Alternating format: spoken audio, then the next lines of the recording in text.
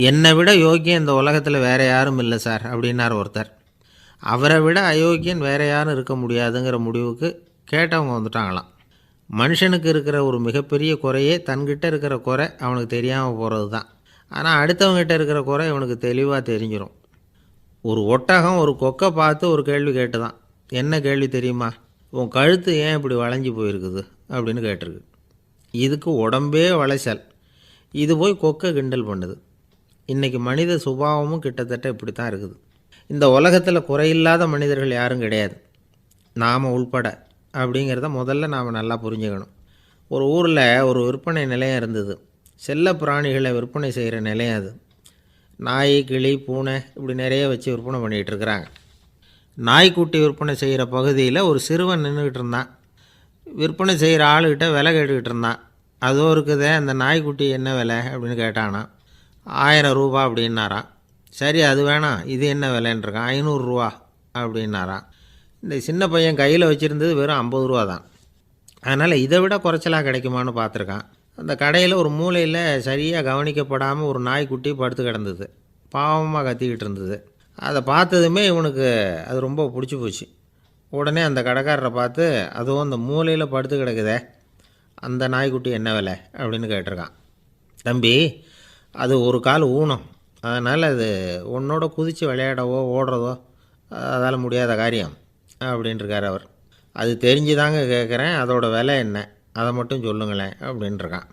தம்பி, இது கால் ஊனம் உள்ள ஒரு நாய். இதை போய் காசு கொடுத்து வாங்கிறதுக்கு யாராவது பிரியப்படுவாங்களா? இதை நான் உனக்கு இலவசமாகவே தர்றேன், எடுத்துகிட்டு போ அப்படின்னாரான். இதை கேட்டதும் அந்த சிறுவனுக்கு கோவம் வந்துட்டு தான். நீங்கள் ஒன்றும் சும்மா கொடுக்க வேணாம், இந்தாங்க 50 ரூபா, இதை வச்சுக்கிட்டு நாய்க்குட்டியை கொடுங்க அப்படின்ட்டுருக்கான். அவருக்கு ஒன்றும் புரியல, ஆச்சரியமாக இருந்தது. சரின்னு பணத்தை வாங்கிட்டு நாய்க்குட்டியை தூக்கி கொடுத்தார். அந்த சிறுவன் அந்த நாய்க்குட்டியை 2 கையாலையும் வாங்கினா, மார்போடு பிரியமாக சேர்த்து அணைச்சிக்கிட்டான். தெருவில் இறங்கி நடக்கிறான். அப்படி நடக்கும்பொழுது தான் பார்க்குறார், கடைக்காரர் ஆச்சரியமாக அவனை பார்க்குறார். அப்போ தான் அவருக்கு ஒரு விஷயம் புரியுது. அந்த சிறுவன் தெருவில் நாய்க்குட்டியை மார்போடு அணைச்சிக்கிட்டு விந்தி விந்தி நடந்து போய்கிட்டு இருக்கிறான். ஆமாம், அவனுக்கும் ஒரு கால் ஊனம். இந்த நாய்க்குட்டியை யாருமே வாங்க மாட்டாங்கன்னு நினச்சிக்கிட்டு இருந்தார். குறையுள்ள அதுக்கும் ஒரு எஜமானன் கிடச்சிட்டான். அதனால் ஊனம் ஒரு குறை இல்லை அப்படிங்கிற உண்மையை அந்த கடைக்காரர் புரிஞ்சுக்கிட்டாரான். நம்மால் ஒருத்தர் கொஞ்சம் வயசானவர், எழுந்திரிச்சு சரியாக நடக்க முடியாது, சாய்வு நாற்காலியிலேயே எப்பவும் உட்காந்துருப்பார். அவர் தனக்கு துணையாக ஒரு நாயை பக்கத்தில் வச்சுருந்தார். அதுவும் ரொம்ப வயசான ஒரு நாய், எழுந்திரிக்கவே சிரமப்படும், நடக்கவும் முடியாது. அவர் பக்கத்துலேயே இதுவும் சோர்ந்து போய் படுத்து கிடக்கும். அந்த பெரியவரை பார்க்க வந்த ஒருத்தர் கேட்டார், ஏங்க, ஒரு சின்ன பையனை உங்களுக்கு துணையாக வச்சுக்கப்படாதா? இந்த நாயை உங்களுக்கு பாதுகாப்பாக வச்சுருக்கிறீங்களே, உங்களுக்கு ஒரு ஆபத்துன்னா இது எப்படி உங்களுக்கு உதவ முடியும் அப்படின்னார். அப்போ அவர் சொன்னாராம், எனக்கு ஒரு ஆபத்துன்னா அந்த சமயத்தில் இந்த நாய் என்னை தனியாக விட்டுட்டு ஓடி போயிடாமல் இருக்கணும்ல, அதுக்காக தான் இதை நான் வச்சுருக்கிறேன் அப்படின்னாராம். காசி மாநகரத்தை பிரம்மதத்தன் அப்படிங்கிற ராஜா ஆட்சி பண்ணிட்டு வந்தார். அவர் ஒவ்வொரு வருஷமும் ஒரு திருவிழா நடத்துறது வழக்கம். எல்லா தேசத்திலிருந்தும் எல்லா வகையான ஜனங்களும் அதில் கலந்துக்குவாங்க. ஒரு சமயம் அது மாதிரி விழா நடந்துக்கிட்டு இருந்தது. வைகுண்டத்திலேருந்து தேவலோகத்திலேருந்து நிறைய தேவகுமாரர்கள்லாம் காசி நகருக்கு அப்போது வந்திருந்தாங்க. அதில் முக்கியமாக ஒரு 4 தேவகுமாரர்கள். அந்த 4 பேரையும் சுற்றி ஏகப்பட்ட கூட்டம்.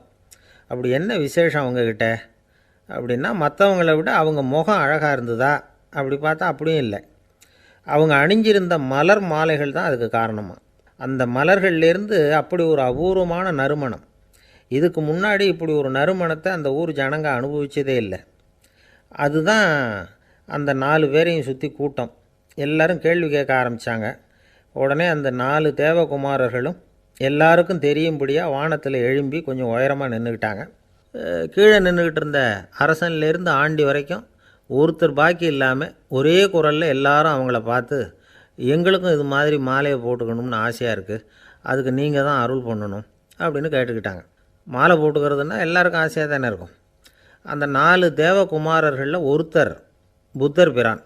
அவர் சொன்னார், பூலோகவாசிகளே, நான் சொல்கிறத கொஞ்சம் பொறுமையாக கேளுங்க. கக்காரு அப்படிங்கிற கற்பக விருஷத்தின் மலர்களால் தொடுக்கப்பட்டது இந்த மாலை. இதுக்கு நிறைய சக்தி உண்டு. எந்த காலமும் இது வாடாது, வாசனையும் குறையாது. ஆனால் இதை அணிந்து கொள்கிறதுக்கு சில தகுதிகள் தேவை அப்படின்னார். என்ன தகுதி அது சொல்லுங்களேன் அப்படின்னு ஏக காலத்தில் எல்லாரும் சத்தம் போட்டாங்க. தீய இயல்புகள் உள்ளவங்க, இழிந்த சிந்தனை, இழிந்த செயல் உள்ளவங்க இந்த மாலையை அணிய முடியாது அப்படின்னார். அவ்வளோதான். கூட்டத்தில் சத்தம் போட்டவங்கள்லாம் மெதுவாக அப்படி அடங்க ஆரம்பிச்சிட்டாங்க. இன்னொரு தேவகுமாரன் சொன்னார், அடுத்தவங்க பொருளை அபகரிக்காதவன், அடுத்தவங்களுக்கு கெடுதல் பண்ணக்கூடிய பொய் பேசாதவன், பேராசையினால் கெட்ட வழியில் பொருள் ஈட்ட நினைக்காதவன் இந்த மாலையை போட்டுக்கலாம் அப்படின்னார். கூட்டத்திலிருந்து யாரும் முன்னுக்கு வரல. ஒரே ஒரு ராஜகுரு மட்டும் கொஞ்சம் முன்னாடி வந்தார். பெரியவர், படித்தவர் அவர். எனக்கு தகுதி இருக்குது அந்த மாலையை போட்டுக்கிறதுக்கு அப்படின்னார். வேறு ஒன்றும் இல்லை, பொய் சொல்லியாவது அந்த மாலையை வாங்கிக்குவோமே அப்படின்னு முடிவு பண்ணிட்டார் அவர். அவ்வளோதான், மாலையை வாங்கிட்டார். அடுத்த தேவகுமாரன் பேசினார். யாருக்கு திடமான அறிவும் மனமும் இருக்குதோ, யாருக்கு நல்ல காரியங்களில் அசையாத ஈடுபாடு இருக்குதோ, நல்ல அரிய பொருள்களை தனியாக தான் மட்டும் அனுபவிக்க விரும்பாதவர் யாரோ அவர் முன்னாடி வந்து இந்த மாலையை வாங்கிக்கலாம் அப்படின்னார். அந்த தகுதியும் எனக்கு இருக்குன்னார் ராஜகுரு. மாலையை வாங்கி போட்டுக்கிட்டார்.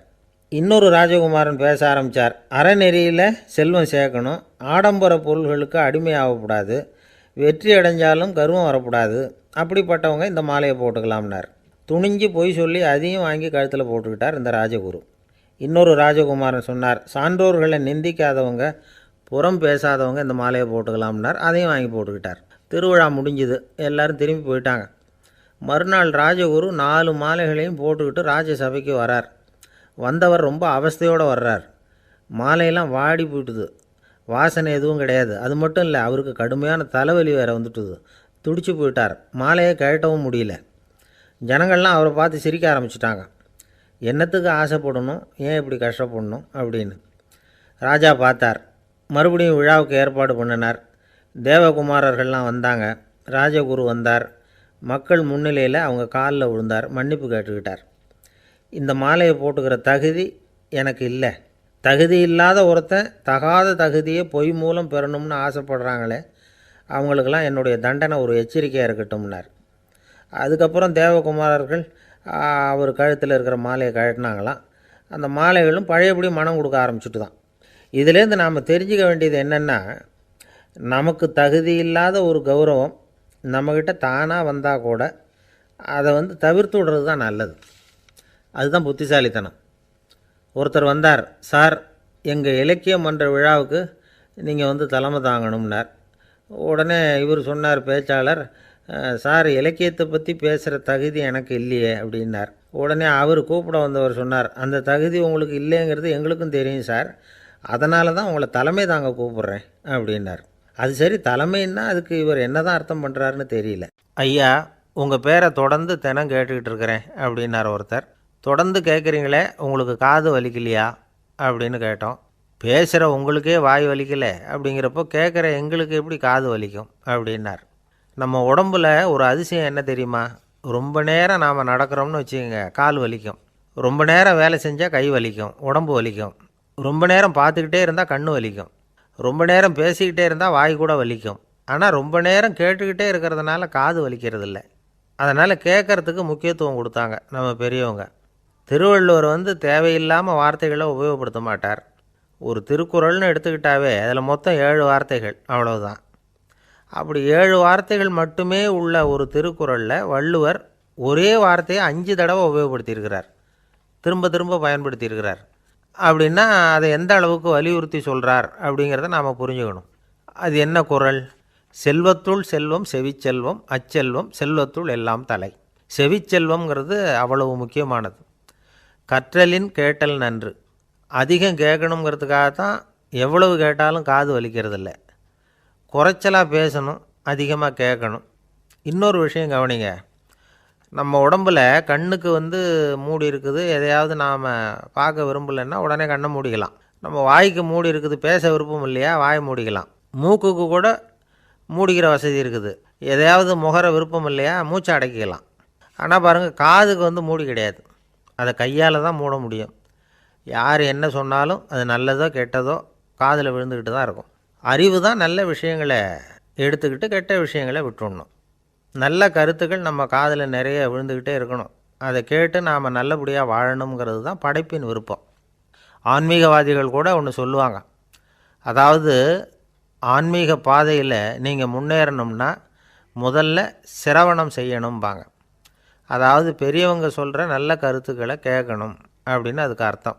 அதனால் யார் நல்ல கருத்துக்களை சொன்னாலும் அதை காது கொடுத்து கேளுங்க. இவ்வளவு கருத்துக்களையும் நம்ம நேயர் ஒருத்தர்கிட்ட சொல்லிகிட்டு இருந்தோம். அவரும் சரி சரின்னு தலையாடிக்கிட்டே இருந்தார்.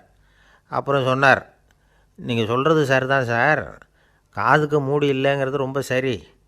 அதனால தான் உங்கள் தகவல் கூட நாங்கள் விரும்புகிறோமோ இல்லையோ தினம் காதில் விழுந்துக்கிட்டு இருக்குது அப்படின்னார். எங்களுக்கு ரொம்ப பெருமையாக இருந்தது. அப்படியா அப்படின்னோம். ஆனாலும் என்ன மாதிரி சில பேர் நீங்கள் தகவல் சொல்கிற சமயத்தில் காதில் மூடி இல்லையேன்னு சொல்லி கவலைப்படுறதில்ல சார் அப்படின்னார். ஏன்னு கேட்டோம். காதை மூடுறதுக்கு தானே வசதி இல்லை, ரேடியோவை மூடுறதுக்கு வசதி இருக்குதுல்ல, அதனால் டக்குன்னு அதை மூடி வச்சுருவோம் அப்படின்னார். ஜவஹர்லால் நேரு பிரதமராக இருந்த சமயம் அவர் ஒரு தடவை சென்னைக்கு வந்திருக்கிறார். இங்கே சில முக்கிய நிகழ்ச்சிகளில் கலந்துக்கிறதுக்காக வந்திருந்தார். ஆளுநர் மாளிகையில் ஒரு நாள் ராத்திரி தங்கி மறுநாள் புதுடெல்லி புறப்படுறதாக ஏற்பாடு. நிகழ்ச்சியிலெல்லாம் முடிச்சுக்கிட்டு ஆளுநர் மாளிகையில் தங்கியிருக்கிறார். அன்றைக்கு இரவு படிக்கிறதுக்கு ஒரு முக்கியமான புத்தகம் அவருக்கு தேவைப்பட்டது. அந்த சமயத்தில் உலக அளவில் ஒரு முக்கியமான பொருளாதாரம் சம்பந்தமான ஒரு புத்தகம் வெளியாகி இருக்கிற விஷயம் அவருக்கு தெரியும். அந்த புத்தகம் மெட்ராஸுக்கு வந்திருக்குமா, அது இங்கே கிடைக்குமா அப்படின்னு விசாரிச்சிருக்கிறார் நேருஜி.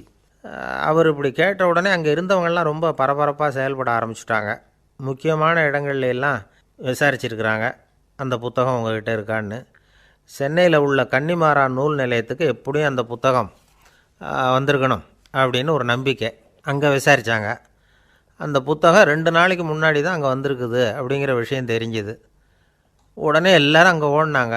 அவங்களுக்கு இன்னொரு சந்தேகம், புத்தகம் வந்திருக்கு சரி, அது இந்த சமயத்தில் வேறு யாரும் படிக்கிறதுக்கு எடுத்துகிட்டு போயிருக்கக்கூடாதே அப்படிங்கிற சந்தேகம் இருந்தாலும் மனசுக்குள்ளே ஒரு தைரியம்.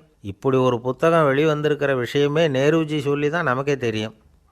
அதுவும் இல்லாமல் உலக பொருளாதாரம் சம்பந்தமான ஏதோ ஒரு புத்தகம் அது. அதை போய் இந்த நேரத்தில் அவ்வளவு ஆர்வமாக யார் எடுத்துகிட்டு போயிட போகிறாங்க அப்படிங்கிற தைரியம். இந்த தைரியத்தோடு அந்த நூல் நிலையத்துக்கு ஓடினாங்க. புத்தகத்தை தேடினா அது கிடைக்கல, யாரோ எடுத்துகிட்டு போயிருக்கிறாங்க. நேருவுக்கு மட்டுமே தெரிஞ்சிருந்த அந்த புத்தகம் பற்றின விஷயம் சென்னையில் வேற ஒருத்தருக்கும் தெரிஞ்சிருக்குது. உடனே எல்லோரும் பரபரப்பாக அந்த அதுக்குன்னு இருக்கிற ரிஜிஸ்டர் இருக்குல்ல, பதிவேடு, அதை புரட்டி பார்க்குறாங்க யார் எடுத்துகிட்டு போகிறாங்கன்னு தெரிஞ்சுக்கிறதுக்காக. எடுத்துகிட்டு போனவங்க அதில் கையெழுத்து போட்டிருப்பாங்கல்ல, அதை பார்த்து யாருன்னு தெரிஞ்சுக்கலாம் அப்படிங்கிறதுக்காக தான் அதை புரட்டுறாங்க. அதோ அந்த புத்தகத்தோட பேர் பக்கத்தில் அதை எடுத்துக்கிட்டு போனவங்க கையெழுத்து உத்து பார்க்குறாங்க எல்லாரும். அதில் போட்டிருக்குது பேர் CN அண்ணாதுரை அப்படின்னு எழுதியிருந்தது. அவர் தான் பேரறிஞர் அண்ணா. நேரு படிக்க விரும்பின ஒரு புத்தகத்தை அதே நேரம் படிக்க விரும்பின இன்னொரு தலைவர் இவர். படிக்கிறதுல அவருக்கு இருந்த ஆர்வத்தை நாம் தெரிஞ்சுக்கணும்னா அதுக்கு எவ்வளவோ சம்பவங்கள் இருக்குது. கடைசி காலத்தில் அவர் அடையாறு மருத்துவமனையில் படுத்திருக்கிறார். அவருக்கு ஒரு முக்கியமான அறுவை சிகிச்சை செய்ய வேண்டியிருக்குது அவசரமாக. அமெரிக்காவிலேருந்து டாக்டர் மில்லர் வந்திருக்கிறார். அவர்கிட்ட கேட்குறார், டாக்டர் நாளைக்கே அறுவை சிகிச்சை செய்ய போகிறீங்களா அப்படின்னு. ஆமாங்கிறார் டாக்டர் மில்லர். நாளைக்கு மறுநாள் செஞ்சுக்கிறேனே அப்படின்னாரான் அண்ணா. ஏன் ஏதாவது நாள் பார்க்குறீங்களான்னு கேட்டிருக்கார். இல்லை, ஒரு புத்தகத்தை படிச்சுக்கிட்டு இருக்கிறேன், அதை நாளைக்குள்ளே முடிச்சிருவேன், அதுக்கப்புறம் நான் இறந்தாலும் கவலை இல்லை அப்படின்னாரான் இவர். அவர் தான் அறிஞர் அண்ணா. சங்ககால நூல்கள்லேருந்து சமீபத்தில் வந்த நூல்கள் வரைக்கும் எல்லாம் அவர் படிச்சிருக்கிறார். ஒரு திருமண விழாவில் அவர் பேசும்பொழுது சொன்ன விஷயம் இது. சங்க காலத்தில் காதலியை மணக்க விரும்புகிறவனுக்கு அவனுடைய தந்தை வீர சோதனைகள்லாம் வைப்பார். போய் புலிப்பல் கொண்டுக்கிட்டு வா, அப்போ தான் என் பொண்ணை கொடுப்பேன் அப்படின்னு சொல்லுவார். காதலன் உடனே காட்டுக்கு போவான், ஒரு புலியை கொன்று அதனுடைய பல்லை கொண்டுக்கிட்டு வருவான். அதை வீர பதக்கத்தில் பதிச்சு அவனுக்கு மாமனார் சூட்டுவார் கல்யாண சமயத்தில். இப்போலாம் காதலன் கிட்ட அப்படி சொல்ல முடியாது. இப்போலாம் காதலன்கிட்ட காட்டுக்கு போய் புலிப்பல் கொண்டுக்கிட்டு வான்னு யாராவது சொன்னால் புலி தான் மாப்பிள்ளையாக வந்து சேரும் அப்படின்னார். கங்கை கரை தோட்டம் பக்கத்தில் ஒரு ஆசிரமம், அங்கே ஒரு பெரியவர் தங்கியிருக்கிறார். அவர் தான் ராமகிருஷ்ண பரமஹம்சர். அந்த ஆசிரமம் இருந்த இடம் கரக்பூர். வங்காளத்தில் பொதுவாக எல்லோரும் மீன் சாப்பிட்றது உண்டு. கங்கையில் குளிச்சுட்டு கையில் ஒரு மீனோடு வர்றது வழக்கம். இவர் இருக்கிற இடத்துக்கு கங்கையில் படகு வழியாக வரணும். அப்படி தான் எல்லோரும் வருவாங்க. வர்றவங்கள ஒன்று கூட்டி ஆன்மீக விஷயங்களை பற்றி பேசிக்கிட்டு இருப்பார். ஒவ்வொரு நாள் ஒவ்வொருத்தர் நகரத்துக்கு போகணும். வரும்பொழுது மீன் கொண்டுக்கிட்டு வரணும். அதுக்கு ஒரு அட்டவணையே உண்டு ஆசிரமத்தில். அது பிரகாரம் ஒரு நாள் சுவாமி யோகானந்தர் படகில் போனார். படகை செலுத்தினவங்க ராமகிருஷ்ணரையும் சுவாமி யோகானந்தரையும் மற்றவங்களையும் பித்தர்கள் அப்படின்னு சொல்லி ஏளனமாக பேசினாங்க. அவங்க என்ன பைத்தியம் பிடிச்சவங்க அப்படிங்கிறது மாதிரி. சுவாமி யோகானந்தருக்கு ரொம்ப மென்மையான இதயம். இவங்க இப்படி கண்ணாபின்னான்னு பேசுகிறத பார்த்தா மீனை வாங்கிட்டு திரும்புகிறப்போ என்ன நடக்குமோ அப்படிங்கிற பயம் வேறு வந்துட்டுது அவருக்கு. அவ்வளவு மென்மையானவர். இதை தெரிஞ்சுக்கிட்ட ராமகிருஷ்ணர், யோகானந்தா இங்கே வா அப்படின்னு கூப்பிட்டார். இவர் கண்ணீரை தொடச்சிக்கிட்டே கிட்ட போனார். சொன்னார், ஐயா, படகு ஓட்டுறவங்க உங்களை பற்றி மோசமாக பேசுகிறாங்க. என்ன திட்டினா பரவாயில்ல, ஆனால் உங்களை அவங்க திட்டுறாங்க. அதை என்னால் தாங்கிக்க முடியல அப்படின்னார். இதை கேட்டதும் ராமகிருஷ்ணருக்கு கோபம் வந்துட்டு தான். என்னது, உன்னுடைய குருவை பற்றி அவங்க மோசமாக பேசும்பொழுது நீ சும்மா இருந்தியா? வெளியில் போ அப்படின்னு விட்டார். குரு நிந்தனை செய்கிறப்போ அதை கேட்டுக்கிட்டு சும்மா இருக்கலாமா? குரு நிந்தனையை கேட்டால் பாவம் இல்லையா? என்னை தூற்றும்போது அவங்க பாவம் செய்கிறாங்க.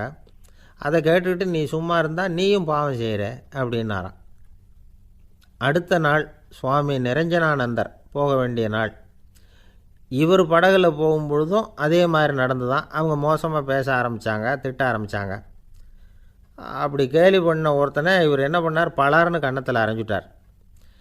இன்னொருத்தனை கங்கையில் தூக்கி எறியறதுக்கும் தயாராகிட்டார். அதுக்கப்புறம் அவங்க யாரும் வாயை திறக்கலை. மீன் வாங்கிட்டு வர்றப்பவும் படகுல ஒரே அமைதி. அவ்வளவு பயம் அவங்களுக்கு. ராமகிருஷ்ணர் கூப்பிட்டு விசாரித்தார் என்ன நடந்ததுன்னு. இவர் சொன்னார், அவர் யோகானந்தா போகும்பொழுது என்ன நடந்ததோ அப்படியே தான் இப்போவும் நடந்தது. குரு நிந்தனை செய்கிறத கேட்டுக்கிட்டு நான் சும்மா இருப்பேனா? ஒருத்தனை அப்படியே அரைஞ்சுட்டேன், இன்னொருத்தனை ஆற்றுல தூக்கி போட்டுருவேன்னு பயமுறுத்தினேன், அவ்வளவுதான் அப்படின்னாராம். இப்போவும் ராமகிருஷ்ணருக்கு கோபம் வந்துட்டு தான். என்ன இது, அணியறது காஷாயம், இருக்கிறது ஆசிரமம், உனக்கு இவ்வளவு கோபம் வந்ததுன்னா அப்புறம் என்னத்துக்கு ஆசிரமத்தில் இருக்கணும்? பிரம்மச்சாரி எப்பவும் அமைதியாக இருக்கணும் அப்படின்னு அறிவுரை சொன்னாராம் ராமகிருஷ்ணர். அப்போ இவர் கேட்டாராம், ஏங்க அவருக்கு ஒரு விதமான அறிவுரை சொன்னீங்க, எனக்கு வேறு விதமாக அறிவுரை சொல்கிறீங்க, இதில் எது உண்மை அப்படின்னு கேட்டிருக்கார். இதுக்கு ராமகிருஷ்ணர் சொன்ன பதில் என்னென்னா, அட அசடே, சக்கரத்தில் காற்று அதிகமாக இருந்தால் குறைக்கணும், குறைச்சலாக இருந்தால் கூட்டணும். அவன் சாது, அவனுக்கு அதிக உணர்ச்சி தேவை, உனக்கு படபடப்பு அதிகம், உனக்கு பொறுமை தேவை அப்படின்னாராம். இதில் உள்ள கருத்து என்னென்னா, கல்விங்கிறது எப்படின்னா அதை சூழ்நிலைக்கு தகுந்த மாதிரி கற்பிக்கணும். எல்லாருக்கும் ஒரே மாதிரி கற்பிக்கக்கூடாது. கேட்குறவர் தகுதி, புரிஞ்சுக்கிற திறமை, இதை பொறுத்து கல்வி அமையணும். ஆரம்ப காலத்தில் ஒரு குரு, அப்போ ஒரு சீடன் இருந்தான். அது வேடிக்கையான குரு, வேடிக்கையான சீடன். ஒரு ஆசிரமம். ஒரு நாள் ஒருத்தன் அவசரமாக அந்த குருவை தேடி வந்திருக்கிறான். என்ன விஷயம்னு விசாரித்தார் குரு. உங்கள் சீடர் என்னை அடிச்சுட்டார் அப்படின்னு புகார் பண்ணானான் அந்த ஆள். குரு சீடனை கூப்பிட்டார். அடிச்சியா இந்த ஆளை அப்படின்னு கேட்டாரான். ஆமான் இருக்கான் சீடன். ஏன் அடித்தே அப்படின்னு கேட்டாரான். இந்த ஆள் உங்களை பற்றி மட்டமாக பேசிவிட்டான், என்னால் அதை தாங்கிக்க முடியல, அதனால தான் அடிச்சுட்டேன்ருக்கான். அப்படி என்ன பேசினான் அப்படின்னு கேட்டாரான். உன்னுடைய குருநாதர் இப்போல்லாம் அர்த்தமில்லாமல் பேச ஆரம்பிச்சுட்டார் அப்படின்னு சொல்லிவிட்டான், அதனால தான் அடிச்சுட்டேன் அப்படின்னானான். அதுக்காக அடித்தே அப்படின்னாரான். நான் அதுக்காக அடிக்கலை குருவே, இப்போல்லாம் நீங்கள் அர்த்தம் இல்லாமல் பேசுகிறதாக அவன் சொல்கிறான், அப்படின்னா இதுவரைக்கும் நீங்கள் அர்த்தத்தோடு பேசினதாகத்தானே அர்த்தம், அது தப்பு தானே, அதனால தான் அடித்தேன் அப்படின்னானான். பக்தின்னு சொல்கிறோம் இல்லையா, அது 3 வகைப்படும் அப்படிங்கிறார் ஒரு பெரியவர். அது என்ன 3 வகைன்னா, தெய்வ பக்தி, அடியார்கள் பக்தி, குரு பக்தி. அடியார் பக்தியை விட, தெய்வ பக்தியை விட குரு பக்தி தான் ரொம்பவும் சிறந்ததுங்கிறார் அவர். தெய்வத்துக்கிட்ட செஞ்ச பாவம் குருநாதர்கிட்ட தீர்ந்துருமா, குருநாதர்கிட்ட செஞ்ச பாவம் தெய்வத்துக்கிட்ட போனாலும் தீராதான். இப்படி பெரியவங்களாம் சொல்லி வச்சுருக்கிறாங்க. ஒரு காடு, அங்கே அயோத தௌமியர் அப்படின்னு ஒரு தபோதனர். அவர் பல மாணவர்களை ஒன்றா சேர்த்து ஒரு குருகுலம் நடத்திக்கிட்டு இருக்கிறார். பல தரப்பட்டவங்க, பல திறப்பட்டவங்க மாணவர்கள் அதில் சேர்ந்து படிச்சுக்கிட்டு இருக்கிறாங்க. பாஞ்சால ராஜகுமாரன் ஒருத்தனும் அந்த குருகுலத்தில் சேர்ந்து படிச்சுக்கிட்டு இருக்கிறான். அவன் பேர் ஆருணி. பெரிய இடத்து புள்ள, இருந்தாலும் படுப்பில் ரொம்ப கெட்டிக்காரனாக இருந்தான். அவன் தான் அங்கே முதல் மாணவன். ஒரு நாள் குருநாதர் அந்த அரசகுமாரனை கூப்பிட்டார். நம்ம குருகுலத்துக்கு சொந்தமான வயலில் தண்ணீர் பெருகி வெள்ளம் வந்து பயிரை வந்து அழிக்குதான். அதனால் நீ போய் மடையை அடைச்சிட்டு வந்துரு அப்படின்னார். அந்த அரசகுமாரன் உடனே புறப்பட்டான். குருநாதர் சொல்லிட்டார்ல, உடனே புறப்பட்டான். நான் பெரிய இடத்து பிள்ளையாச்சே, ராஜகுமாரனாச்சே, ரொம்ப செல்வாக்கூட வளர்ந்தவனாச்சே, நான் போய் வயலில் இறங்கி வேலை செய்கிறதா அப்படின்னுலாம் அவன் நினைக்கல. குருநாதர் கட்டளையை நிறைவேற்ற வேண்டியது நம்ம கடமை அப்படின்னு நினச்சான். உடனே ஒரு மண்வெட்டியை தூக்கி தோளில் வச்சுக்கிட்டு புறப்பட்டு போயிட்டான். வயலுக்கு போனான். பார்த்தான், தண்ணி கரையை உடச்சிக்கிட்டு வயலுக்குள்ளே ஏகமாக பாஞ்சிக்கிட்டு இருக்குது. இவன் மண்வெட்டியால் களிமண்ணை புல்லோடு சேர்த்து புல் பற்ற மாதிரி வெட்டி வெட்டி போட்டான். இருந்தாலும் மடையை அடைக்க முடியல. தண்ணி அதை மீறி வந்துக்கிட்டே இருக்குது. தண்ணி வந்து வேகமாக வயலுக்குள்ளே போய்கிட்டே இருக்குது. போடுற பத்தையெல்லாம் கரைஞ்சி கரைஞ்சி போயிட்டுருக்கு. இருந்தாலும் இவன் தன்னுடைய முயற்சியை கைவிடலை. வெட்டி வெட்டி போட்டுக்கிட்டே இருக்கிறான். காலையில் அங்கே போனவன் சாயந்தரம் வரைக்கும் இப்படி செஞ்சுக்கிட்டு இருக்கிறான். உடம்பும் மனசும் ரொம்பவும் சோர்ந்து போச்சு. இருந்தாலும் குருநாதர் இட்ட கட்டளையை நிறைவேற்றாமல் இருக்கிறோமேங்கிற ஒரு குறை அவனுக்கு இருக்குது. குரு கட்டளையை நிறைவேற்றாத நான் வந்து இன்னமும் இருக்கணுமா அப்படின்னு யோசனை பண்ண ஆரம்பிச்சிட்டான். என்ன செய்யலாம்னு பார்த்தான். நம்ம குருநாதர் இட்ட பணிக்காக இந்த உடம்பையே தியாகம் பண்ணலாம் அப்படின்னு முடிவு பண்ணான். தண்ணி பாயுதில் அதுக்கு குறுக்க விழுந்து அப்படியே மடையை அடைச்சிக்கிட்டு அப்படியே படுத்துட்டான். இது மற்றவங்களுக்கு தெரியாது. அன்னைக்கு ராத்திரி ஒரு விளக்கு முன்னாடி உட்காந்து குருநாதர் பிள்ளைங்களுக்கு பாடம் சொல்லி கொடுத்துக்கிட்டு இருக்கிறார். வரிசையில் இருக்கக்கூடிய ராஜகுமாரனை காணலை. நம்ம ஆருணி எங்கே போனா அப்படின்னு சொல்லி மற்ற மாணவர்களை விசாரித்தார். இப்போ அவங்க சொன்னாங்க, சுவாமி அவன் காலையில் வயலுக்கு வந்து மடையை அடைக்கிறதுக்காக போனான், நீங்கள் தான் போக சொன்னீங்க, இன்னும் திரும்பி வரல அப்படின்னு அவர் பையன். குருநாதர் உடனே ஒரு தீவெட்டி எடுத்துக்கிட்டு மாணவர்களை அழைச்சிக்கிட்டு வயலுக்கு போனார். அங்கே போய் பார்த்தா ஆளை காணும். ஆருணி ஆருணின்னு சொல்லி சத்தம் போட்டு கூப்பிட்டு பார்க்குறார். நான் இங்கே இருக்கேன் குருநாதா அப்படின்னு காலுக்கு அடியிலேருந்து ஒரு சத்தம் வருது. குனிஞ்சு பார்த்தா அவன் மடையில் படுத்துருக்குறான். என்னப்பா இதுன்னார். காலையிலேருந்து இந்த மடையை அடைச்சி பார்த்தேன் சுவாமி, முடியல, அதனால் இப்படி குறுக்க படுத்துட்டேன். என்னை தாண்டறதுக்கு பயந்து போய் தண்ணியை தேங்கி நின்றுட்டுது அப்படின்னா. அவனுடைய குரு பக்தியையும் அவனை தாண்டறதுக்கு அஞ்சு நிற்கிற தண்ணி தேக்கத்தையும் பார்த்துட்டு எல்லாரும் ரொம்ப ஆச்சரியப்பட்டு போயிட்டாங்களாம். ஆருணி எழுந்திரிச்சு வா அப்படின்னு கூப்பிட்டாரான் குருநாதர். அவன் தண்ணீரை பொழந்துக்கிட்டு எழுந்திரிச்சு வந்தானான். அதனால் அவனுக்கு வந்து உத்தாலகன் அப்படின்னு ஒரு பேர். உத்தாலகன்னா தண்ணீரை பிளந்தவன் அர்த்தம். அந்த உத்தாலகன் மாதிரி இந்த காலத்து மாணவர்களுக்கும் குரு பக்தி வேணும் அப்படின்னு சொன்னோம் ஒரு பள்ளிக்கூடத்தில். உடனே நிறைய மாணவர்கள் எழுந்திரிச்சு நின்னாங்க. சார், நீங்கள் எங்களை வந்து இன்னமும் சரியாக புரிஞ்சுக்கலன்னு நினைக்கிறோம். அன்னைக்காவது ஒருத்தன் அப்படி இருந்தான், இன்றைக்கி ஏகப்பட்ட உத்தாலகர்கள் இருக்கிறோம். எங்கள் வாத்தியார் கட்டளை இட்டால் இப்போவே அது மாதிரி வயலுக்கு போய் மடையில் குறுக்கப்படுத்துக்கிறதுக்கு இந்த வகுப்பில் உள்ள அத்தனை பேரும் தயாராக இருக்கிறோம் அப்படின்னாங்க. அப்படியா அப்படின்னு சொல்லி கேட்டோம் ரொம்ப சந்தோஷமாக. ஒருத்தன் ரொம்ப அடக்கமாக எழுந்திரிச்சான். அப்புறம் சொன்னான், ஆமாம் சார், வகுப்பில் வந்து இவர் நடத்துகிற பாடத்தை கேட்டுக்கிட்டு இருக்கிறத விட பேசாமல் போய் மடையில் படுத்துடுறது ஒன்றும் கஷ்டமான காரியமாக இருக்காது, அதனால தான் எல்லோரும் அங்கே போகிறேன்னு சொல்கிறோம் அப்படிங்கிறான். துருக்மேனியாவில் அஷ்காபாத் அப்படின்னு ஒரு நகரத்தில் ஒரு புவியியல் விஞ்ஞானி இருந்தார். அவர் ஒரு நாய்க்குட்டி வளர்த்தார். ஒரு நாள் முன்னிரவு நேரம் ஒரு மேஜைக்கு முன்னாடி உட்காந்து அந்த விஞ்ஞானி ஏதோ கணக்கு போட்டுக்கிட்டு இருக்கிறார். அவருக்கு ஒரு சின்ன பெண் குழந்தை, அது தொட்டிலில் தூங்கிட்டு இருக்குது. அந்த நாய்க்குட்டியும் ஒரு மூலையில் படுத்து அது பாட்டுக்கு தூங்கிட்டு இருந்தது. ஒரே அமைதி. அந்த நேரத்தில் திடீர்னு அந்த நாய்க்குட்டி துள்ளி எழுந்திரிச்சிது. நேராக குழந்தைகிட்ட ஓடிச்சு. அந்த குழந்தைய அது போட்டிருந்த ட்ரெஸ்ஸோடு சேர்த்து கவ்வி தூக்குச்சு. தூக்கிக்கிட்டு வாசல் பக்கம் ஓடிச்சு. நாய்க்குட்டி குழந்தைய கவ்வி தூக்க முடியுமாங்கிற சந்தேகம் உங்களுக்கு இல்லையா? நீங்கள் வந்து நம்ம ஊர் நாய்க்குட்டியவே பார்த்து பழக்கப்பட்டிருக்கீங்க, அதனால் நம்புறதுக்கு சிரமமாக இருக்கும். அந்த ஊர்லெலாம் அது வந்து ரொம்ப ஸ்ட்ராங்காக இருக்கும், ஒரு ஏதோ கண்ணுக்குட்டி மாதிரி இருக்கும். விஞ்ஞானி அதை பார்த்துட்டார். உடனே அந்த நாய்க்கு வந்து வெறி பிடிச்சிட்டுதுன்னு முடிவு பண்ணிவிட்டு தன்னோட கை துப்பாக்கி எடுத்துக்கிட்டு ஓடி வந்தார். அவர் வெளியில் வந்து நாய்க்குட்டி எங்கே அப்படின்னு பார்த்து தேடுறார். அந்த நேரத்தில் அந்த வீடு வந்து இடிஞ்சு விழுது. காரணம் பூமி அதிர்ச்சி. இப்படி பூமி அதிர்ச்சி உண்டாக போகுதுங்கிறது அந்த நாய்க்குட்டிக்கு முன்னாடியே தெரிஞ்சு போச்சு. அதுதான் குழந்தைய தூக்கிட்டு வெளியில் ஓடி வந்திருக்குது. அது மூலமாக அந்த குடும்பத்தையே காப்பாற்றிருக்குது அந்த நாய்க்குட்டி. இந்த சம்பவம் நடக்கிறதுக்கு 3 நாளைக்கு முன்னாடியே சில பிராணிகளுக்கு இப்படி நடக்க போகுதுங்கிறது தெரிஞ்சிருக்குதான். ஆமாம், அந்த நகரத்தில் 3 நாளைக்கு முன்னாடியே பாம்பு, பல்லி இதெல்லாம் அது தங்கியிருந்த வலையை விட்டு வெளியில் ஓடி வந்துட்டுது. அதே மாதிரி அங்கே இருந்த புறாவெல்லாம் பறந்து போயிடுச்சான். இதே மாதிரி யுகோஸ்லோவியாவில் கூட ஒரு நகரம், அங்கே ஒரு நாள் ராத்திரி ஒரு மிருக காட்சி சாலையில் திடீர்னு ஒரு பெரிய கலவரம், கூச்சல், குழப்பம். அங்கே இருந்த கழுதை, புலி, யானை, பறவை எல்லாம் கண்ணாபின்னான்னு கத்த ஆரம்பிச்சுட்டுது. நீர் யானை அதுக்குன்னு போடப்பட்டிருந்த தடுப்பையே தாண்டி குதித்து வெளியில் வந்துட்டு தான். மறுநாள் தான் எல்லாருக்கும் விஷயம் புரிஞ்சுது. அடுத்த நாள் காலையில் அங்கே பூமி அதிர்ச்சி உண்டாயிட்டுது. இப்போ பாருங்கள், அதாவது மனுஷனை போய் தீர்க்க தரிசி அது இதுன்னு சொல்லிகிட்டு இருக்கிறோம். இவனை விட அது பரவாயில்லைன்னு தோணுது. அதாவது மிருகங்கள் ஒன்று நடக்க போகுதுங்கிறத முன்னாடியே புரிஞ்சுக்குதே. சரி, இதெல்லாம் எப்படி அது முன்கூட்டி புரிஞ்சுக்குது? அதுதான் படைப்பு ரகசியம். அதை கண்டுபிடிக்கிறதுக்கு தான் மனுஷன் வந்து ஆராய்ச்சி பண்ணிகிட்டு இருக்கிறான். விஞ்ஞானிகளோட ஆராய்ச்சியெல்லாம் ஒரு பக்கம் இருக்கட்டும், வீட்டுக்குள்ளேயே சில ஆராய்ச்சி பண்ணி பாருங்களேன். இப்போ சில யோசனை சொல்லி அதை சோதனை பண்ணி பாருங்க அப்படின்னு ஒருத்தர் சொன்னாராம். அதாவது இப்போ மழை வருமா வராதா அப்படின்னு தெரிஞ்சுக்கணுமா, உடனே ஒரு பூனைக்குட்டி பின்னாடியே மெதுவாக போய் அது என்ன செய்யுதுன்னு கவனித்து பார்க்கணும். பூனைக்குட்டி தன்னோட பாதத்தினால சுகத்தில் வந்து அப்படி கீறிக்கிட்டு இருக்கும். அப்படி கீறினா கண்டிப்பாக மழை வரும். சில சமயம் பூனைக்குட்டி அப்படியே மல்லாந்து படுத்துக்கிட்டு பாதத்தை உயர தூக்கும், அப்படியும் இப்படியும் புரளும்.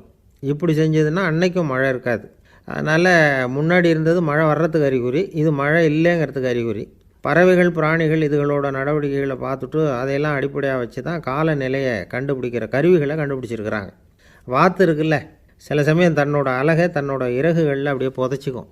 அப்படி செஞ்சால் குளிர்காலம் வரப்போகுதுன்னு அர்த்தம். பருவநிலை குளிராக மாறப்போகுதுங்கிறதுக்கு இதுதான் அறிகுறி. சிட்டுக்குருவி இருக்குதுல்ல, அதெல்லாம் புழுதியில் உழுந்து புரளும், சிறகுகளை வந்து படபடன்னு அடிச்சுக்கும். அப்படி செஞ்சால் மழை வரப்போகுதுன்னு அர்த்தம். ஒன்று மட்டும் நாம் நல்லா தெரிஞ்சுக்கணும், இயற்கையின் சீற்றம்னு சொல்கிறோம் இல்லையா, இயற்கை ஏன் நம்ம மேலே கோவப்படுது? இயற்கையை நாம் அனுசரித்து போகிறதில்ல, அதனால் கோவப்படுது. காடுகளை அழிக்கப்படாது, விலங்குகளை கொல்லக்கூடாது, இயற்கை ஏற்படுத்தி வச்சுருக்கிற சமநிலையை கெடுக்கக்கூடாது. அதை புரிஞ்சுக்கிட்டு வாழ்ந்தோம்னா பூமியும் நடுங்காது, நாமளும் நடுங்க வேண்டிய அவசியம் இருக்காது. ஒருத்தர் இருந்தார், சாராய கடைக்கு போனாராம், நிறைய சாப்பிட்டார். அப்புறம் சொன்னார், இது ரொம்ப அற்புதமான சரக்கு போல் இருக்குது, உள்ளே போன உடனே இந்த பூமியே நடுங்கிறது மாதிரி இருக்குது எனக்கு அப்படின்னாராம்.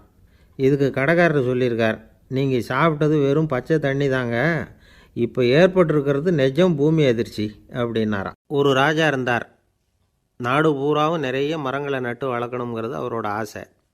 தானே அதுக்கு முன்மாதிரியாக இருக்கணும்னு நினச்சார். அரண்மனையை சுற்றி மரங்களை நட்டு வளர்த்தார். இதை பார்த்துட்டு ஜனங்களும் அவங்கவுங்க வீட்டை சுற்றி மரக்கன்றுகளை நட்டு வளர்த்தாங்க.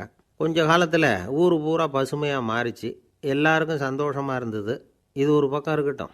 இப்போ நான் சொல்ல போகிற கதை வேறு. அதாவது அந்த ராஜா ஒரு நாள் தன்னுடைய அரண்மனையை சுற்றி இருக்கிற விதவிதமான மரங்களை எல்லாம் போய் பார்த்தார். எப்படி இருக்கிறீங்க அப்படின்னு ஒவ்வொரு மரத்துக்கிட்டையும் விசாரித்தாராம். எந்த மரமும் சந்தோஷமாக இருக்கிறதா தெரியல. அதுக்கும் மனசில் ஒரு குறை. முதல்ல ஆலமரத்துக்கிட்ட போனார். அது சொல்லிச்சு, மண்ணா, நான் நல்லா பெருசாக வளர்ந்துருக்கிறேன், அடர்த்தியாக இருக்கிறேன், கிளையெல்லாம் 4 பக்கமும் நல்லா படர்ந்து தான் இருக்குது, இருந்தாலும் எந்த பிரயோஜனமும் இருக்கிறதா தெரியல எனக்கு. என்னுடைய பழம்லாம் ரொம்ப சின்னதாக இருக்குது, என் கண்ணுக்கு சரியாக புறப்பட மாட்டேங்குது. நான் இருக்கிற சைஸுக்கு என்னுடைய கிளையில் இருக்கிற பழம்லாம் எவ்வளோ பெருசாக இருக்கணும், அது இத்தினூண்டு இருக்கிறது எனக்கு பெரிய அவமானமாக இருக்குது. இப்படி இங்கே நின்றுக்கிட்டு இருக்கிறதே ரொம்ப கூச்சமாக இருக்குது. ஒரு நல்ல புயல் வந்ததுன்னா பேசாமல் சாஞ்சு விடலாமான்னு பார்க்குறேன் அப்படின்னு புலம்புது ஆலமரம். சரி இருக்கட்டும்னு நினச்சிக்கிட்டு ராஜா அடுத்தபடியாக ஒரு அத்தி மரத்துக்கிட்ட போனார். அதுவும் புலம்ப ஆரம்பிச்சுட்டுது.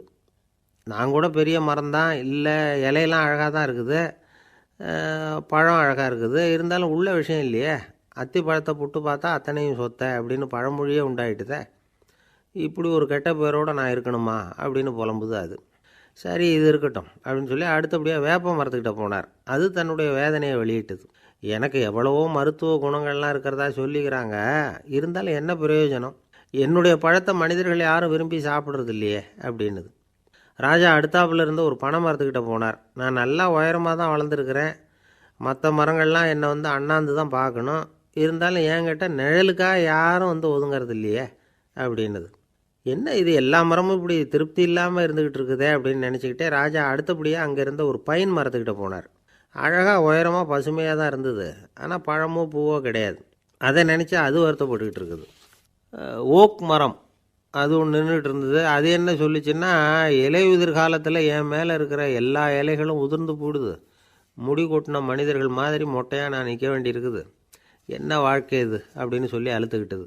சரி, புளிய மரம் என்ன சொல்லுது பார்ப்போம்னு அதுக்கிட்ட போனால், என்னுடைய நிழலில் யாருமே தங்க மாட்டாங்க, உடம்புக்கு சூடுன்னு ஒதுங்கி போயிடுவாங்க, அடிமரத்தை பார்த்தீங்கன்னா பட்டையெல்லாம் உறிஞ்சி பார்க்குறதுக்கே கேவலமாக இருப்பேன் அப்படின்னுது அது. முருங்கை மரம் என்ன சொல்லிச்சு தெரியுமா, என்னுடைய இலை காயெல்லாம் சாப்பிட்றவங்களுக்கு சத்து கொடுக்கறது வாசவந்தான், ஆனால் என் உடம்புல சத்தே கிடையாது, கொஞ்சம் வேகமாக காற்று அடிச்சதுன்னா முறிஞ்சி விழுந்துடுறேன், என்ன வாழ்க்கை இது அப்படின்னு சொல்லி அது வருத்தப்பட்டது. ராஜா யோசனை பண்ணார், என்ன இது மரங்கள் பூமியின் வரங்கள்னு சொல்கிறோம், மழை பெய்யறதுக்கு அதுதான் காரணம், பூமி செழிப்பாக இருக்கிறதுக்கும் அதுதான் காரணம், வீடு கட்டுறதுக்கு மரம், நாற்காலி செய்ய உபயோகப்படுத்துறதுக்கும் அதுதான் உபயோகப்படுது, மனுஷனுக்கு வேண்டிய ஆகாரங்களையும் கொடுக்குது, இப்படிலாம் இருந்தும் எல்லா மரமும் நிம்மதி இல்லாமல் இருந்துக்கிட்டு இருக்குதே அப்படின்னு நினச்சார். அப்போது அங்கே இருந்த ஒரு மகிழ மரம் அவர் கண்ணில் பட்டுது. அந்த மரம் மட்டும் கொஞ்சம் நிம்மதியாக மகிழ்ச்சியாக இருக்கிறது மாதிரி தெரிஞ்சுது. உடனே ராஜா அதுக்கிட்ட போனார். உனக்கு மனசில் எதுவும் குறை இல்லையான்னு கேட்டார். இல்லை, நான் சந்தோஷமாக தான் இருக்கேன்னு அந்த மகிழ மரம். அப்படியான்னு ஆச்சரியமாக கேட்டார் ராஜா. ஆமாம் மன்னா, இந்த இடத்துல நீங்கள் ஒரு முருங்கை மரத்தையோ வேப்ப மரத்தையோ கூட நட்டிருக்கலாம், ஆனால் இந்த இடத்துல நடுறதுக்கு என்ன தேர்ந்தெடுத்துருக்குறீங்க, அதுவே எனக்கு பெருமை, அதுவே எனக்கு திருப்தி அப்படின்னு தான் மகிழ மரம். மகிழ மரம் சாதாரணமாக தான் இருக்கும், இளம் மஞ்சள் நிறத்தில் பூக்கள், அது காய்ந்தும் மனம் வீசும். மகிழ மரம் மாதிரி மன திருப்தியோடு வாழறதுக்கு நாம் கற்றுக்கணுமா. நாம் இந்த உலகத்தில் ஒரு நாயாவோ நரியாவோ கூட பிறந்திருக்கலாம், மனுஷனாக பிறந்திருக்கிறோம், அதுவே பெருமை தானே. இந்த நிறைவு தான் மகிழ்ச்சியின் ரகசியம். ஒரு பையன் அப்பா கிட்ட போய், அப்பா நீங்கள் இந்த உலகத்தில் ஒரு மனுஷனாக பிறந்தது என்னோட அதிர்ஷ்டம் நானா. ஏண்டா அப்படி சொல்கிறேன்னு இருக்கார் அப்பா. நீங்கள் ஒரு கரடியாக பிறந்திருந்தா இந்நேரம் நானும் ஒரு கரடி குட்டியாக தானே இருந்திருப்பேன் அப்படின்னு நானா பையன். ஒரு விவசாயி விதைக்கிறதுக்காக வயல்வெளி பக்கம் போகிறார். விதைகளை அள்ளி வீசினார். அப்போ என்ன ஆச்சுன்னா, சில விதைகள் பாதை ஓரத்தில் விழுந்தது, சில விதைகள் முள் செடிகள் மண்டி இருந்த புதருக்கு இடையில் விழுந்தது, சில விதைகள் நல்ல நிலத்தில் விழுந்தது. பாதை ஓரத்தில் விழுந்த விதை என்ன ஆச்சுன்னா, அதெல்லாம் பறவைகள் கண்ணில் போட்டுவிட்டுது, உடனே உட்காந்து கொத்தி தின்னுட்டு போட்டுது. அதிகமாக மண் இல்லாத பாறை பகுதியில் விழுந்த விதையெல்லாம் லேசாக வேர் விட்டு முளைக்க ஆரம்பிச்சிது. அதுக்கப்புறம் வேர் கீழேயும் ஆழமாக போக முடியல, மேலேயும் சூரிய வெப்பம் அதிகம் தாங்க முடியல, எல்லாம் காஞ்சி கருகி போட்டுது. புதர் பகுதியில் சில விதைகள் விழுந்தது இல்லையா, முள் செடிகள் காடாக மண்டி போயிருந்தது, அதனால் முளைச்சி வர்ற செடிக்கு நெருக்கடி அதிகமாக போட்டுது, சரியாக வளர முடியல, விளைச்சலும் சரியாக இல்லை. நல்ல நிலத்தில் விழுந்த விதைகள் மட்டும் நல்லா முளைச்சிது, நல்லா வளர்ந்தது, விளைச்சலும் பிரமாதமாக இருந்தது. இந்த கதையை சொல்லிவிட்டு கேட்க செவியுள்ளோர் கேட்கட்டும் அப்படிங்கிறார் இயேசு பெருமான். ஆமாம், இயேசு கடலில் நின்ற படகு ஒன்றில் உட்காந்துருக்கிறார். கடற்கரையில் ஏராளமான மக்கள் உட்காந்துருக்கிறாங்க. அந்த சமயத்தில் தான் இயேசு ஓமைகள் மூலமாக மக்களுக்கு பல உண்மைகளை சொல்லிகிட்டு இருக்கிறார். மக்கள் அந்த கதையை கேட்டுட்டு ஒன்றும் புரியாமல் முழிக்கிறாங்க.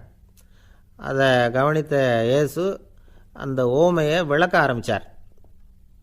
இதில் அந்த விதைக்கிறவர் தான் இறைவன், அவருடைய வார்த்தைகளை விதைக்கிறார். அந்த வார்த்தைகளை கேட்கிற மக்கள் அந்த விழுந்த விதைகள் மாதிரி 4 வகையானவர்கள். சில பேர் பாதை ஓரத்தில் விழுந்த விதைகள் மாதிரி இறைவன் வார்த்தைகளை அவங்க கேட்குறாங்க, ஆனால் தீய எண்ணங்கள் செய்கைகள் மூலமாக விதைக்கப்பட்ட வார்த்தைகள் அழிஞ்சு போடுது. இறைவன் வார்த்தைகளை கேட்ட உடனே மகிழ்ந்து போய் உடனே சில பேர் அதை ஏற்றுக்கிறாங்க. இவங்கெல்லாம் அந்த பாறை பகுதியில் விழுந்த விதைகள் மாதிரி. அதனால் இவங்கெல்லாம் வேறு இல்லாதவங்க, கொஞ்ச காலத்துக்கு இறை வார்த்தைகளுக்கு கீழ்ப்படிந்து நடப்பாங்க. அதனால் ஏதாவது இடைஞ்சல் ஏற்பட்டால் உடனே தடுமாறுவாங்க, தங்கள்கிட்ட இருக்கிற நல்ல பண்புகளை விட்டுட்டு பாவ வழிகளுக்கு போயிடுவாங்க. முள் செடிகளுக்கு இடையில் விழுந்த விதைகள் மாதிரி உள்ளவங்க யாருன்னா, இவங்களுக்கு உலக கவலை உண்டு, செல்வத்தின் மீது மயக்கம் உடையவர்கள், உலக ஆசைகள் இவங்களுக்குள்ளே பூந்துடுறதுனால அங்கே இருக்கிற நல்ல பண்புகள் மறைஞ்சு போயிடுது. அதனால் அவங்களும் உபயோகம் இல்லாதவங்களாக ஆயிடுறாங்க. நல்ல மனிதர்கள் நல்ல நிலத்தில் விழுந்த விதைகளுக்கு ஒப்பானவர்கள். இவங்க இறை வார்த்தையை கேட்குறாங்க, அதை ஏற்றுக்கிறாங்க, அவங்களும் நல்லபடியாக வாழுறாங்க, அடுத்தவங்களுக்கும் உபயோகமாக இருப்பாங்க. இதுதான் இயேசு சொன்ன விளக்கம். நல்ல வார்த்தைகளை கேளுங்கள், நல்ல வார்த்தைகளை ஏற்றுக்கொள்ளுங்கள், அடுத்தவங்களுக்கு உபயோகமாக இருங்க. இதுதான் பெரியவங்கள்லாம் நமக்கு சொல்லுகிற உபதேசம்.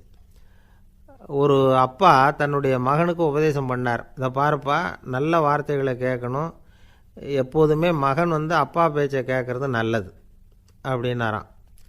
நீ ஏதாவது ஒரு தப்பு பண்ணால் என் தலையில் ஒரு முடி நரைச்சி வெள்ளையாக போடும்பா, நீ செய்கிற ஒவ்வொரு தப்புக்கும் என் தலையில் ஒவ்வொரு முடி வெள்ளையாயிடும் அப்படின்னாராம். பையன் யோசித்தான், அப்பா இப்போ தான் எனக்கு புரியுது, தாத்தாவோட தலைமுடி பூராவும் வெள்ளையாக இருக்கிறதுக்கு என்ன காரணங்கிறது எனக்கு இப்போ தான் புரியுது அப்படின்னானா. ஒரு ராஜா ஊரெல்லாம் சுற்றி பார்த்துட்டு வரலாம்னு ஒரு நாள் புறப்பட்டு போனார். ஒரு இடத்துல தறி நெசவு வேலை ரொம்ப மும்முரமாக நடந்துக்கிட்டு இருந்தது. ஒரு பெரியவர் தறியால் நெசவு வேலை செஞ்சுக்கிட்டு இருந்தார். பக்கத்தில் ஒரு அழகான பொண்ணு உட்காந்து நூலை சுற்றிக்கிட்டு இருக்குது. ராஜா அந்த பெரியவரை பார்த்து யார் இந்த பொண்ணுன்னு விசாரித்தார். ராஜா அப்படி கேட்டதும் அவருக்கு ரொம்ப பெருமையாக போயிட்டுது. ஏன்னா உட்காந்துருந்தது அவரோட மகள். அரசே, இது என்னுடைய மகள், இவ வேகமாக நூல் தெரிக்கக்கூடியவள், வைக்கோலை எடுத்து இவ தெரிச்சா கூட அது எல்லாம் பவுனிழையாக வெளியில் வரும் அப்படின்னு ஒரு ராசி இவளுக்கு அப்படின்னு ரொம்ப பெருமையாக ராஜா கிட்ட சொன்னார். ராஜா இதை கேட்டதும் அசந்துட்டார். அப்படியா, இவ்வளவு அழகும் சாமர்த்தியமும் உள்ள இந்த பொண்ணு என்னோட வரட்டுமே, இவளை என் மருமகளை ஆக்கிக்கிறேன் அப்படின்னார் ராஜா. அந்த பெரியவருக்கு ஒன்றும் புரியல. ஏதோ கொஞ்சம் பெருமையாக சொல்ல போவோ அது இப்படி ஆயிட்டுதே அப்படின்னு கவலைப்பட்டார். இருந்தாலும் ராஜா பேச்ச தட்ட முடியுமா, மகளை அனுப்பி வச்சுட்டார். ராஜா அந்த பொண்ணை அரண்மனைக்கு அழைச்சிட்டு வந்தார். அங்கே ஒரு அறையில் வச்சு பூட்டி விட்டார். அந்த ரூமு நிறைய வைக்கோலை கொண்டாந்து போட்டு அடைச்சாங்க. 3 ராட்டைகள் வேறு வச்சுருந்தாங்க. நாளைக்கு பொழுது விடியறதுக்குள்ளே நீ இந்த வைக்கோலையெல்லாம் தங்க இழைகளாக மாற்றி காட்டணும். நாளைக்கு காலம்புறம் நான் இந்த அறை கதவை திறப்பேன். உன் தகப்பன் சொன்னது மாதிரி எல்லாம் தங்கமாக மாறி இருக்கணும், இல்லைன்னா நீ உயிர் தப்ப முடியாது அப்படின்னு உத்தரவு போட்டார். பாவம் அந்த பொண்ணு என்ன பண்ணும், பகல் பூரா அழுதுகிட்டே உட்காந்துருக்குது. ராத்திரி பூராவும் தூக்கம் வரல. மறுநாள் அதிகாலை நேரத்தில் யாரோ கதவை தட்டுற சத்தம் கேட்டுது. பயந்துக்கிட்டே கதவை திறக்கிறா. திறந்து பார்த்தா வெளியில் 3 அவலட்சணமான பெண்கள். ஒருத்திக்கு கால் அகலமாக முறை மாதிரி இருக்குது, இன்னொருத்திக்கு கட்டை விரல் கரண்டி மாதிரி பெருசாக இருக்குது, 3ஆவது பொண்ணுக்கு உதடு தடித்து ரப்பர் மாதிரி தொங்கிக்கிட்டு இருக்கு. யார் நீங்கள், உங்களுக்கு என்ன வேணும் அப்படின்னு கேட்குது இந்த பொண்ணு. நாங்கள் உங்களுக்கு உதவி செய்கிறதுக்கு தான் வந்திருக்கிறோம் அப்படின்னு சொல்லி உள்ளே வந்தாங்க. உட்காந்தாங்க. கொஞ்ச நேரத்துக்குள்ளே உள்ளே இருந்த வைக்கோலையெல்லாம் தங்க இழைகளாக மாற்றி கொடுத்துட்டு போயிட்டாங்க. காலையில் ராஜா வந்தார், பார்த்தார். ஆகா பேஷுன்னார். இன்னும் கொஞ்சம் வைக்கோலை கொண்டாந்து அந்த ரூமில் போட சொன்னார். இந்த வைக்கோலையும் இன்றைக்கி தங்கமாக மாற்றிவிடு, நாளைக்கு மறுநாள் உனக்கும் இளவரசனுக்கும் கல்யாணம்னு சொல்லிவிட்டார். இன்றைக்கி ராத்திரி அந்த 3 பொண்ணுங்களும் வந்தாங்க. வைக்கோலை பொண்ணு இழைகளாக மாற்றினாங்க, புறப்பட்டாங்க. இந்த பொண்ணு அவங்க காலில் விழுந்து வணங்கினா. என் உசுரை காப்பாற்றினீங்க, உங்களுக்கு நான் என்ன கைமாறு செய்ய போகிறேன் அப்படின்னா. பயப்படாத, நீ விரும்பினா எங்களுக்கு ஒரு உதவி செய்யலாம். உன்னுடைய கல்யாணத்துக்கு நாங்கள் 3 பேரும் வரோம்.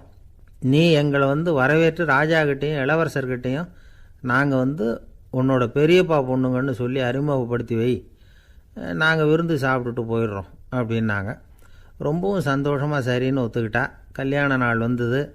கல்யாணம் ரொம்ப கோலாகலமாக நடந்துக்கிட்டு இருக்கு. எல்லா தேசத்து ராஜா ராணிகளும் வந்துக்கிட்டு இருக்கிறாங்க. அந்த 3 அவலட்சணமான பொண்ணுங்களும் சேர்ந்தாங்க. யார் இவங்கன்னு கேட்டார் ராஜா. என் பெரியப்பா பொண்ணுங்க அப்படின்னா அந்த பொண்ணு. காலும் உதடும் கட்டை விரலும் ஏன் இப்படி உங்களுக்கு அவலட்சணம் ஆயிட்டுது அப்படின்னு கேட்டார். அதுக்கு அந்த பொண்ணுங்க பதில் சொன்னாங்க. என்ன செய்கிறது, ஓயாமல் வைக்கோலை நூற்று ஒருத்தியோட கட்டை விரல் அப்படி கரண்டி மாதிரி ஆயிட்டுது, நாக்கில் தொட்டு தொட்டு திரிச்சதுனால ஒருத்தியோட உதடு அப்படி ஆயிட்டுது, காலால் கட்டையை அழுத்தி அழுத்தி தறி போட்டதுனால இன்னொருத்தையோட கால் அப்படி ஆயிட்டுது. உங்கள் மருமகளாக வந்திருக்கிற இந்த பொண்ணு அந்த 3ஐயுமே செய்ய தெரிஞ்சவ தான். என்ன ஆக போதும் இன்னும் கொஞ்ச நாளில் அப்படின்னாங்க. அவ்வளவுதான். ராஜா பயந்துட்டார். அம்மா, இன்னையிலேருந்து நீ இளவரசனின் மனைவி, நீ எப்பவும் அழகாக இருக்கணும், அதனால் நீ இனிமேல் வைக்கோலை திரிக்கவே கூடாது அப்படின்னு உத்தரவு போட்டார். அவளை இக்கட்டான சூழ்நிலையிலேருந்து காப்பாற்றின அந்த 3 பொண்ணுங்களும் சந்தோஷமாக திரும்பி போயிட்டாங்களாம். சுவாமி சின்மயானந்தர் இந்த கதையை சொல்லியிருக்கிறார். தன்னலம் மறந்து சுயலாபத்தை தியாகம் செய்கிறது வைக்கோல்லேருந்து தங்க இழையை நூக்கிறது மாதிரி அப்படிங்கிறார் அவர். அது இருக்கட்டும், இப்போ நம்ம கதைக்கு வருவோம். ஒரு ராஜா தன்னோட மகனுக்கு சுயவரம் நடத்தினார். எல்லா தேசத்திலிருந்தும் ராஜகுமாரர்கள் வந்திருந்தாங்க.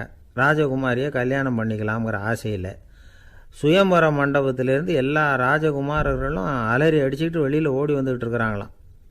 ஏன் இப்படி எல்லாரும் மிரண்டு போய் ஓடி வர்றாங்கன்னு கேட்டார் ஒருத்தர். அதுக்கு இன்னொருத்தர் விவரம் சொன்னார். ராஜகுமாரியை இன்றைக்கி தான் அவங்க நேரில் பார்த்தாங்களாம். அதுதான் இப்படி ஓடி வந்துக்கிட்டு இருக்கிறாங்க அப்படின்னார். ஒரு ஊரில் ஒரு ராஜா இருந்தார். அவர் அடிக்கடி காட்டுக்கு வேட்டையாட போவார். சில நண்பர்களையும் கூட அழைச்சிக்கிட்டு போவார். காட்டுக்கு போனதும் ஆளுக்கு ஒரு பக்கமாக போய் வேட்டையாடுவாங்க. சாயந்தரமாக திரும்பி வருவாங்க. மறுநாள் அரண்மனையில் உட்காந்து ஒவ்வொருத்தரும் அவங்க அனுபவங்களை எல்லாம் சொல்லிக்குவாங்க. அவங்க வீரத்துக்கு தகுந்த மாதிரி பரிசை அந்த ராஜா கொடுப்பார். இது மாதிரி ஒரு தடவை எல்லோரும் வேட்டைக்கு போயிட்டு திரும்பி வந்ததும் உட்காந்து பேச ஆரம்பிச்சிருக்கிறாங்க. ஒருத்தன் சொன்னான், தன்னுடைய வீர தீர செயலை பற்றி அளக்க ஆரம்பிச்சிட்டான். ஏன்னா அதுக்கு பரிசு கிடைக்க போகுதில்ல, அதனால். அவன் என்ன சொன்னான் தெரியுமா? அரசே, நேற்றுக்கு காட்டில் என்னாச்சு தெரியுமா? எனக்கு நேராக ஒரு சிங்கம் வாயை திறந்துக்கிட்டு வந்துட்டுது. நான் பயப்படவே இல்லை. உடனே ஒரு கல்லை எடுத்து குறி பார்த்து வீசினேன். சிங்கத்து வாய்க்குள்ளே போய் அந்த கல் மாட்டிக்கிட்டுது. அவ்வளவுதான். அந்த சிங்கம் என்னை பார்த்துட்டு பயந்துட்டு ஒரே ஓட்டமாக திரும்பி ஓடி போயிட்டுது அப்படின்னா. ஆஹா பலே அப்படின்னு எல்லாரும் கை தட்டினாங்க. ரெண்டாவது ஆள் ஒருத்தன் எழுந்திரிச்சான். அவன் சொல்ல ஆரம்பித்தான், அரசே, நான் போன வழியில் 2 பெரிய மலைப்பாம்பு கிடந்தது. என்னை முழுங்கிறதுக்கு வந்தது. நான் என்ன பண்ணேன் தெரியுமா? அந்த 2 பாம்போட வாலையும் ஒன்றா சேர்த்து முடிச்சு போட்டுட்டேன். அவ்வளவுதான். அது அங்கே இழுக்க இது இங்கே இழுக்க முடிச்சு நல்லா இறுகி போட்டுது அப்படின்றான். ஆஹா அற்புதம்னு சொல்லி எல்லாரும் கை தட்டினாங்களாம். அடுத்தபடியாக 3வது ஆள் ஒருத்தன் வந்தான். அவன் சொல்ல ஆரம்பித்தான், மன்னா, நான் போன பாதையில் குறுக்க ஒரு ஆறு. அதில் இறங்கி குளித்தேன். யாரோ காலை பிடிச்சி இழுக்கிறது மாதிரி இருந்தது. திரும்பி பார்த்தா ஒரு பெரிய முதலை. நான் உடனே அப்படியே ஒரு துள்ளல் துள்ளி அது முதுகில் போய் உக்காந்துக்கிட்டேன். அதை அப்படியே கரைக்கு நீந்த வச்சேன். கரைக்கு வந்து சேர்ந்ததும் அப்படியே ஒரே துள்ளி குதித்து கரைக்கு வந்துட்டேன் அப்படின்றான்.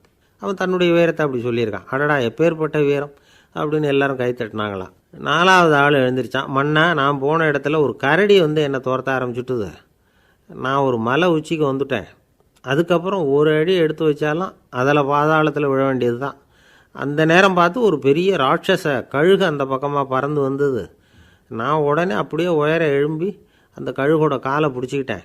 அப்படியே தொங்கிக்கிட்டே வந்தேன். ஒரு நல்ல இடம் வந்ததும் தொப்புன்னு கீழே குதித்து நடந்து வந்துட்டேன்னா. இதுக்கும் எல்லோரும் கை தட்டுறாங்க. கடைசியாக ஒரு ஆள் எழுந்திரிச்சான். அரசே, நான் வந்து போன வழியில் ஒரு பெரிய யானை குறுக்க வந்தது. பயங்கரமாக சத்தம் போட்டுக்கிட்டே வந்தது. நான் பயந்து ஓடலை. உடனே என்ன பண்ணேன் தெரியுமா? அந்த யானையோட வாலை பிடிச்சி தூக்கினேன். தலைக்கு மேலே தூக்கி கரன்னு சுற்றினேன். வேகமாக சுற்றி வீசி எறிஞ்சேன். அவ்வளவுதான். அதே ஸ்பீடில் அந்த யானை மேலே போக ஆரம்பிச்சுட்டுது. இன்னும் கூட அது போய்கிட்டே தான் இருக்குது, கீழே விழவே இல்லைன்னா. இதை கேட்டதும் ராஜாவுக்கு கோபம் வந்துட்டுது. என்ன முட்டாள்னு நினச்சிக்கிட்டு பேசுகிறியா? யானையை வந்து நீ வாலை பிடிச்சி தூக்குன, அதை நான் நம்பணுமா அப்படின்னார். உடனே இவன் பணிவாக பதில் சொன்னான், அரசே, ஒரு சிங்கத்து வாயில் கல் மாட்டிக்கிட்டதை நம்புறீங்க, மலைப்பாம்பு வாலை பிடிச்சி முடிச்சு போட்டதை நம்புறீங்க, முதல்ல முதுகில் சவாரி பண்ணதையும் நம்புறீங்க, கழுகு காலை பிடிச்சிக்கிட்டு பறக்கிறதையும் நம்புறீங்க. அப்படி நம்புறப்போ நான் சொன்னதை மட்டும் நம்பக்கூடாதா அப்படின்னு கேட்டானான். பொய் சொன்னவங்கெல்லாம் தலையை தொங்க போட்டுக்கிட்டாங்களாம். ராஜா அவங்கள பார்த்து சொன்னாராம், நீங்கள் எல்லாரும் என்னை முட்டாளாக்கியிருக்கிறீங்க. கடைசியாக பேசின இவன் தான் எனக்கு உண்மை எது பொய் எதுங்கிறத புரிய வச்சிருக்கிறான். இவன் தான் உண்மையான தைரியசாலி அப்படின்னு சொல்லி அவனுக்கே பரிசையெல்லாம் கொடுத்து பாராட்டினாராம். இப்படி ஒரு கதை.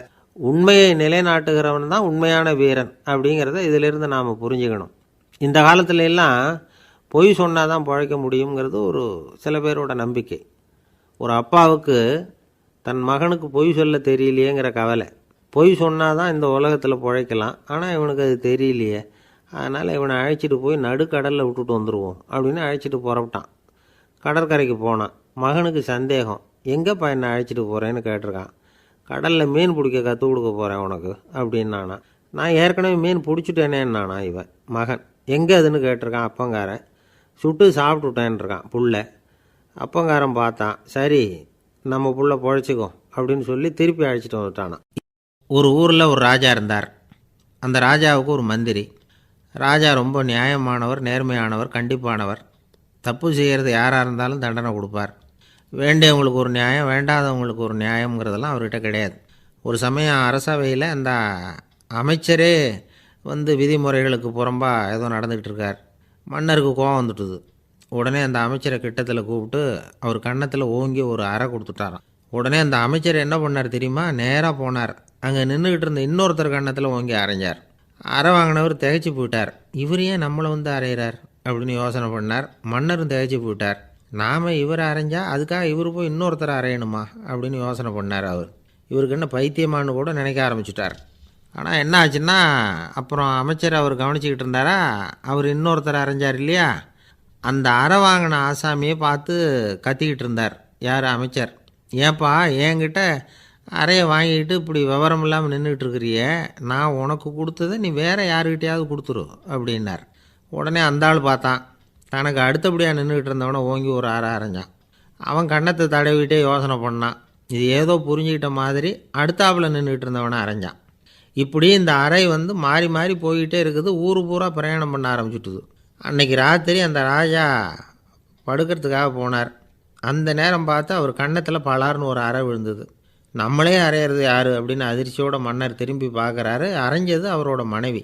என்னாச்சு உனக்குன்னு கத்துனார் ராஜா. உங்களுக்கு தெரியாதா, ஊர் பூரா ஒருத்தர் மாற்றி ஒருத்தர் மூலமாக இந்த அறை வந்து பிரயாணம் பண்ணிக்கிட்டு வருது அப்படின்னாங்க அந்த அம்மா. அப்படின்னா ஆரம்பித்த இடத்துக்கே வந்துட்டுதா அப்படின்னாராம் மன்னர். என்ன சொல்கிறீங்கன்னு கேட்டிருக்காங்க. இவர் விவரத்தை சொன்னாராம். அப்படின்னா நீங்கள் ஆரம்பித்து வச்ச இந்த விளையாட்டை நான் முடிச்சு வச்சுட்டேன் அப்படின்னாங்களாம் அந்த அம்மா. மறுநாள் காலை மறுபடியும் அரசவை கூடிச்சு அந்த அமைச்சர் மன்னரை பார்த்து கேட்டார். என்ன மகாராஜா, என்கிட்ட கொடுத்ததை திருப்பி வாங்கிட்டீங்களா அப்படின்னாராம். இப்படி நடக்கும்னு நான் எதிர்பார்க்கவே இல்லைன்னார் மன்னர். ஆனால் நான் எதிர்பார்த்தேன். அது எங்கே போயிட போகுது, ஊர் பூரா சுற்றி கடைசியில் உங்ககிட்ட தான் வந்து சேரும் அப்படிங்கிறது எனக்கு தெரியும் அப்படின்னார் அமைச்சர். இந்த கதை வந்து வேடிக்கையாக இருந்தால் கூட இதில் உள்ள கருத்து முக்கியமானது. இந்த உலகத்தில் பல கருத்துக்கள் இப்படி தான் மாறி மாறி சுற்றி வந்துக்கிட்டே இருக்குது. நம்மளும் ஒருத்தன் தன்னுடைய நண்பன் ஒருத்தனை கடத்தெருவில் பார்த்தான். உடனே ஓடி போய் பலார்னு ஒரு அறை கொடுத்தானா. அவன் கன்னத்தை தடவிட்டு ஏன்டா என்ன அரைஞ்சேன்னு கேட்டிருக்கான். நீ ஏன்டா என்னை முட்டாள்னு என் மனைவிட்ட போய் சொன்னேன் அப்படின்ட்டுருக்கான் அவன். உன்னை ஒரு முட்டாள்னு சொன்னதுக்காகவா நீ என்ன அரைஞ்ச அப்படின்னு கேட்டிருக்கான் இவன். டேய், நான் அதுக்காக அறையலப்பா, அது ஒரு பெரிய ரகசியம். நான் முட்டாளுங்கிறது அந்த ரகசியத்தை நீ வந்து ஏன் எங்கள் வீட்டில் போய் சொன்னேன், அதுக்காக தான் அரைஞ்சேன் அப்படின்னு நானும் அவன். இந்த உலகத்தில் நாம் நல்லபடியாக இருக்கணும்னா அதுக்கு முக்கியமாக தேவைப்படுறது ரெண்டு. ஒன்று செல்வம், இன்னொன்று அறிவு. சரி, இது ரெண்டில் சிறந்தது எது அப்படின்னு ஒரு கேள்வி கேட்டால் என்ன பதில் சொல்கிறது? இதே கேள்வியை ஹஸ்ரத் அலி அவர்கள்கிட்ட கேட்டாங்களாம். அவர் ஒரு பெரிய அறிஞர். கேள்வி கேட்டவங்களும் சாதாரண ஆட்கள் இல்லை, இவங்களும் அறிஞர்கள். ஒரு நாள் ஹஸ்ரத் அலி அவர்கள்கிட்ட 10 அறிஞர்கள் வந்தாங்களாம். ஐயா, நாங்கள் 10 பேரும் உங்ககிட்ட ஒரே கேள்வியை தான் கேட்க வந்திருக்கிறோம். ஆனால் எங்கள் 10 பேருக்கும் நீங்கள் தனித்தனியாக பதில் சொல்ல முடியுமா அப்படின்னு கேட்டிருக்காங்க. அதாவது அவங்க ஒரே கேள்விக்கு இவர்கிட்ட இருந்து 10 விதமான பதில் எதிர்பார்க்குறாங்க. சரி கேளுங்க, என்ன கேள்வி அப்படின்னார் அவர். அப்போ தான் அவங்க கேட்டாங்களாம், செல்வம் அறிவு இது ரெண்டில் சிறந்தது எது? இதுதான் கேள்வி. ஹஸ்ரத் அலி என்ன பண்ணார் தெரியுமா? அவங்கள ஒவ்வொருத்தராக கூப்பிட்டார். ஒவ்வொரு விதமான பதிலை சொல்லி அனுப்புனார். முதல்ல ஒருத்தரை கூப்பிட்டார். சொன்னார், அறிவுங்கிறது தீர்க்கதரிசிகள், ஞானிகள், மகான்கள் இவங்களோட பரம்பரை சொத்து. ஆனால் செல்வங்கிறது கொடுங்கோலரின் ஆயுதம். அதனால் அறிவு தான் சிறந்தது அப்படின்னார். ரெண்டாவது ஆளை கூப்பிட்டார். உங்ககிட்ட செல்வம் இருந்தால் நீங்கள் தான் அதை காப்பாற்றணும். ஆனால் அறிவு வந்து உங்களை எப்பவும் காப்பாற்றும். ஆகவே அறிவு தான் சிறந்தது அப்படின்னார். மூணாவது ஆளை கூப்பிட்டார். செல்வந்தனுக்கு எப்போதும் விரோதிகள் அதிகம், ஆனால் அறிஞனுக்கு நண்பர்கள் அதிகம். அதனால் அறிவு தான் சிறந்ததுன்னார். அடுத்தவரை கூப்பிட்டார். செல்வம் அடுத்தவங்களுக்கு கொடுக்க கொடுக்க குறையும், ஆனால் கல்விங்கிறது அதிகரிச்சுக்கிட்டே வரும், கொடுக்கறதுனால குறையாது. அதனால் அறிவு தான் சிறந்ததுன்னார். இன்னொருத்தரை கூப்பிட்டார். அறிவுள்ளவன் எப்பவும் வந்து அதை அடுத்தவங்களுக்கு வாரி வழங்கிக்கிட்டே இருப்பான். அதனால் அவங்ககிட்ட தாராளத்தன்மை இருக்கும். ஆனால் செல்வந்தன்கிட்ட கஞ்சத்தனம் தான் இருக்கும். அதனால் அறிவு தான் சிறந்ததுன்னார். ஆறாவது நபரை கூப்பிட்டார். செல்வத்தை வந்து கள்வர்கள் திருடிட்டு போக முடியும், ஆனால் அறிவை வந்து அப்படி திருடிட்டு போக முடியாது அப்படின்னார். ஏழாவது நபரை கூப்பிட்டார். செல்வம் வந்து கால ஓட்டத்தில் அழிஞ்சிரும், ஆனால் அறிவை வந்து கால ஓட்டம் ஒன்றும் பண்ண முடியாது. ஆகவே அறிவே சிறந்ததுன்னார். எட்டாவது ஆளை கூப்பிட்டு சொன்னார், செல்வத்துக்கு எப்பவும் எல்லை உண்டு, நிறை உண்டு, அளவு உண்டு, கணக்கு உண்டு. ஆனால் அறிவுக்கு அப்படிப்பட்ட எல்லை எதுவும் கிடையாது. அதனால் அதுதான் சிறந்ததுன்னார். அடுத்தவனை கூப்பிட்டார். செல்வம் வந்து உள்ளத்தில் உள்ள ஒளியை வந்து போக்கிவிடும், இருட்டை உண்டாக்கிவிடும்.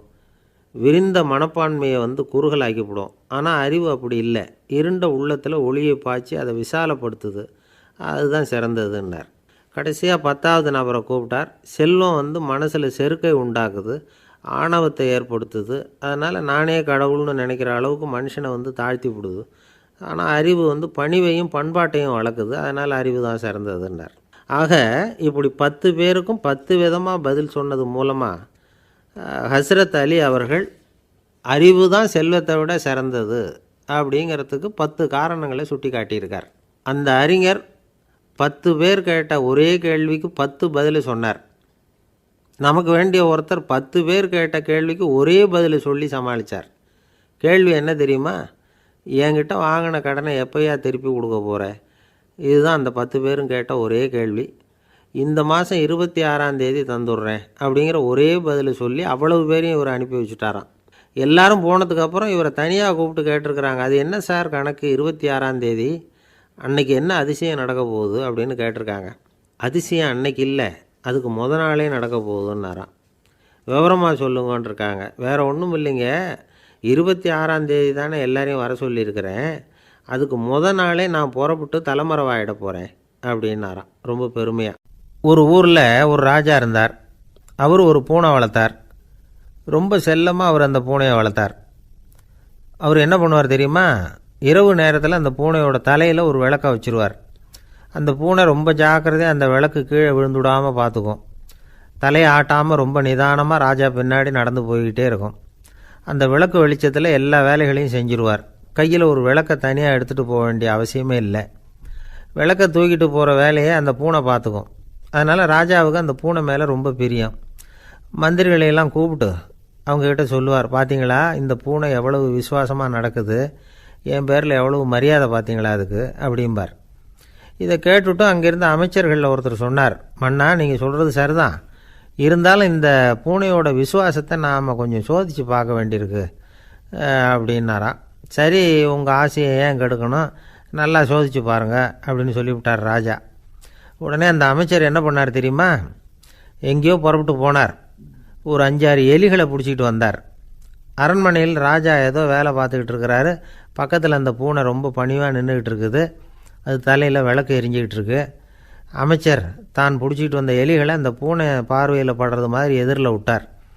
அந்த எலிகள்லாம் அங்கேயும் இங்கேயும் ஓட ஆரம்பிச்சிது. அதை பார்த்தது பூனை, அவ்வளவுதான். தலையில் இருக்கிற விளக்கை பற்றியும் கவலைப்படலை, ராஜாவை பற்றியும் கவலைப்படல. ஒரே பாய்ச்சலாக பாஞ்சு எலிகளை துரத்த ஆரம்பிச்சுட்டுது. தலையில் இருந்த விளக்கு எங்கேயோ போய் விழுந்தது, அணைஞ்சு போச்சு. இருட்டில் ராஜா தடுமாற ஆரம்பிச்சுட்டார். இந்த சமயத்தில் அந்த அமைச்சர் மறுபடியும் விளக்கை ஏற்றினார். வெளிச்சம் வந்தது. அதுக்கப்புறம் அந்த அமைச்சர் பேசினார், அரசே, பூனையோட விசுவாசத்தை பார்த்தீங்களா? எலி அது கண்ணில் படுற வரைக்கும் தான் விசுவாசமாக இருந்தது. அது மாதிரி எலியை பார்த்ததும் எல்லாத்தையும் விட்டுட்டு அதை துரத்த ஆரம்பிச்சுட்டு பார்த்தீங்களா? தான் அந்த பூனையை பற்றி நினச்சது தப்புங்கிறது அதுக்கப்புறம் தான் அந்த ராஜாவுக்கு புரிஞ்சுதான். சரி, இப்போ எதுக்கு இந்த கதையெல்லாம் அப்படிங்கிறீங்களா? இந்த பூனை மாதிரி தான் நம்ம மனசும்.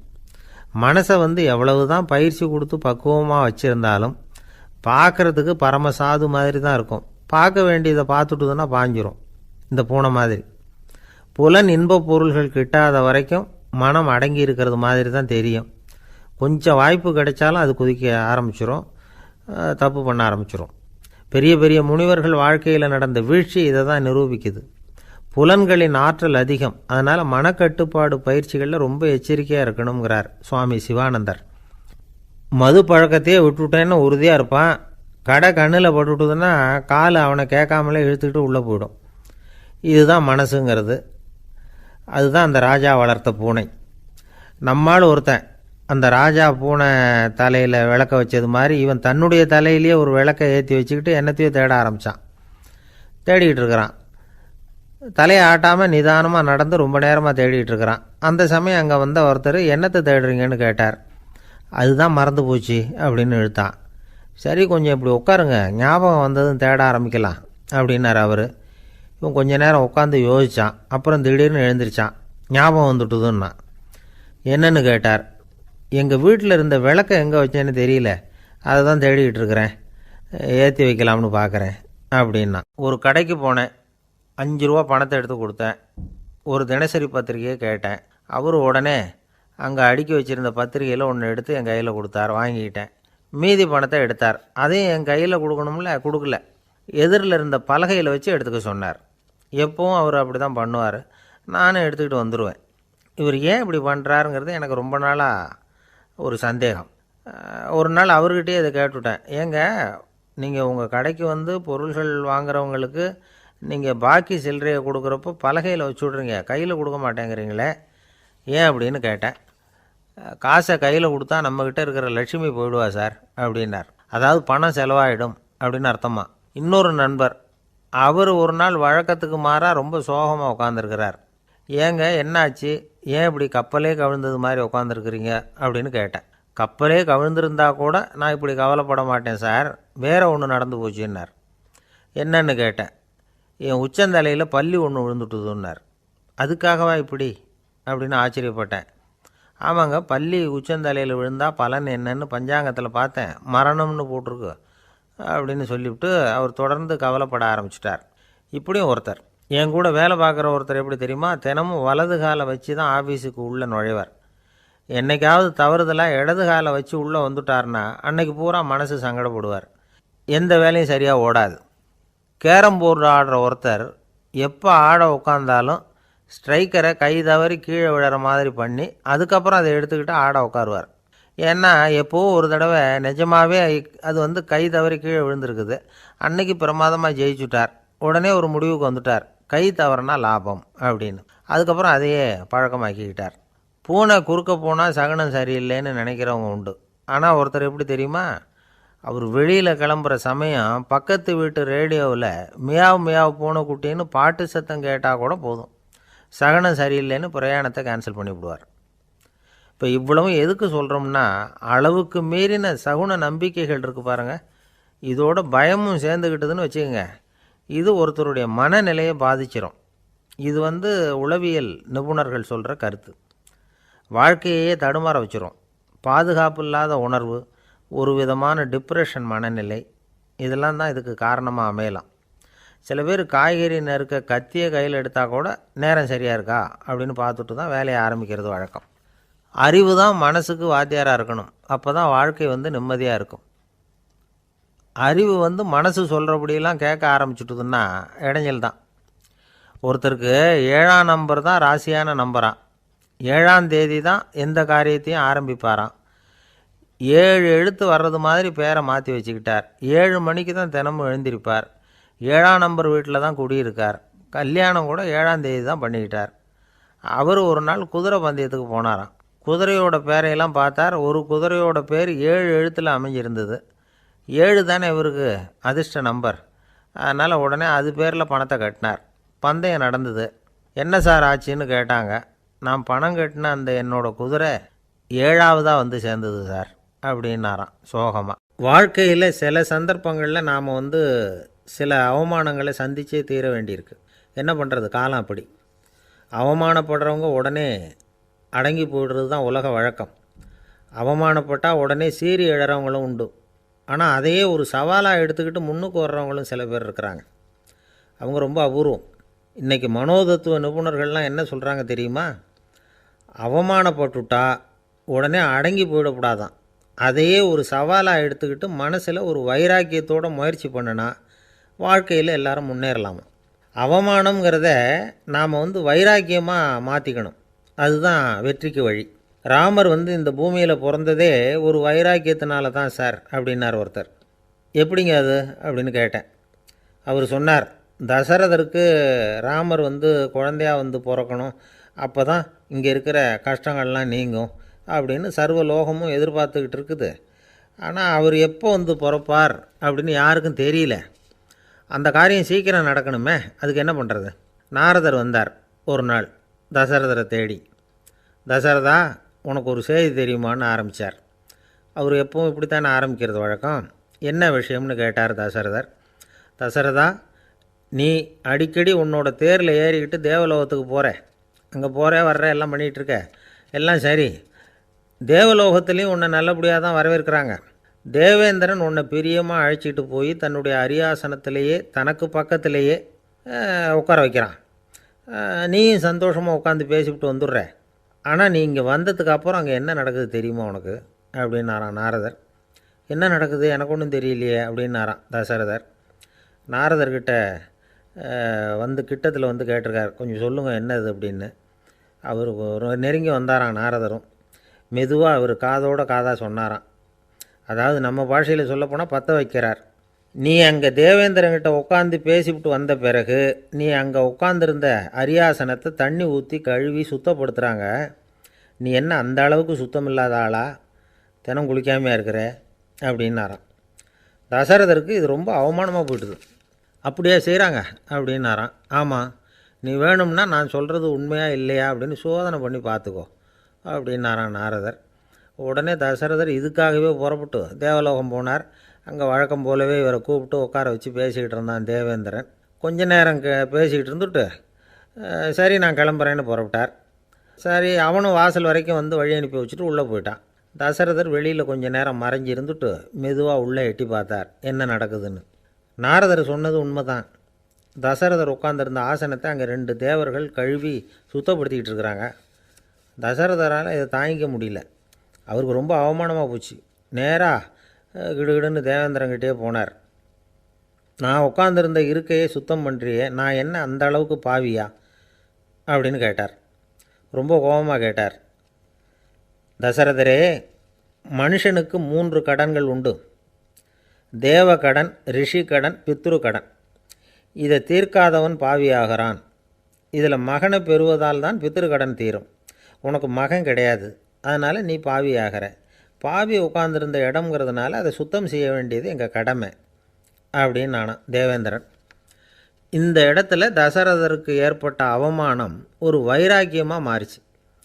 தேவேந்திரனே கேட்டுக்கோ, ஒரு மகனை பெற்ற பிறகு தான் இந்த சபையில் மறுபடியும் அடி எடுத்து வைப்பேன் அப்படின்னு சொல்லிவிட்டு போயிட்டாராம். போய் புத்திர காமேஷ்டி யாகம் பண்ணார். புத்திரர்கள் பிறந்தார்கள். இந்த கதையில் உள்ள கருத்து என்னென்னா, தேவேந்திரன் தசரதரை அப்படி அவமானப்படுத்தலைன்னா அவருக்கு இப்படி ஒரு வைராக்கியம் பிறந்திருக்குமா யோசித்து பார்க்கணும்.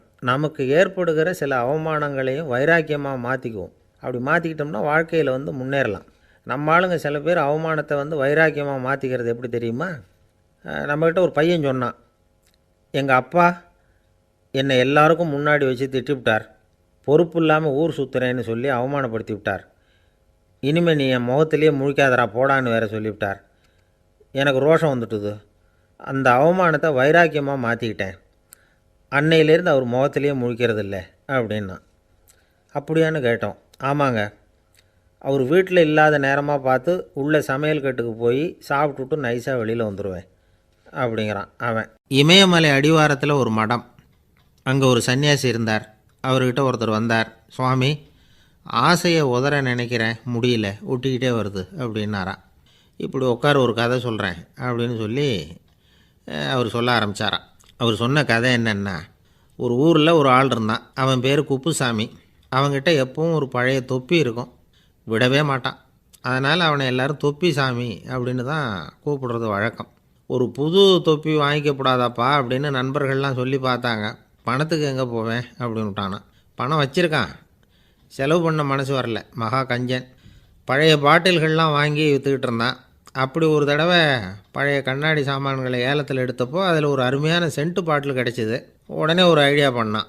அந்த சென்ட்டை வந்து சின்ன சின்ன பாட்டில்களில் அடைச்சி ஜன்னல் ஓரமாக அடுக்கி வச்சுட்டான். அதை விற்றா நிறைய பணம் கிடைக்குமே. அதனால் இதுக்கு இடையில் ஒரு நாள் அவன் வந்து அப்படியே உட்காந்துருந்தான். அந்த நேரம் நண்பன் வந்தான். ஏண்டா, உன் பழைய தொப்பியை மாற்றப்படாதா, ஊரில் எல்லோரும் கேலி பேசுகிறாங்களே உன்னை தொப்பி சாமின்னு அப்படின்னு சொல்லி கேட்டிருக்கான். இந்த சென்ட்டு பாட்டில் விற்றதும் பணம் வரும், அதுக்கப்புறம் பார்க்கலாம் அப்படின்னு நானா இவன். சரி வா, நீச்சல் குளத்துக்கு போயிட்டு வருவோம் அப்படின்னு கூப்பிட்ருக்கான் நண்பன். 2 பேரும் போனாங்க. அதே நேரம் அந்த ஊர் நீதிபதியும் அங்கே குளிக்க வந்தாராம்.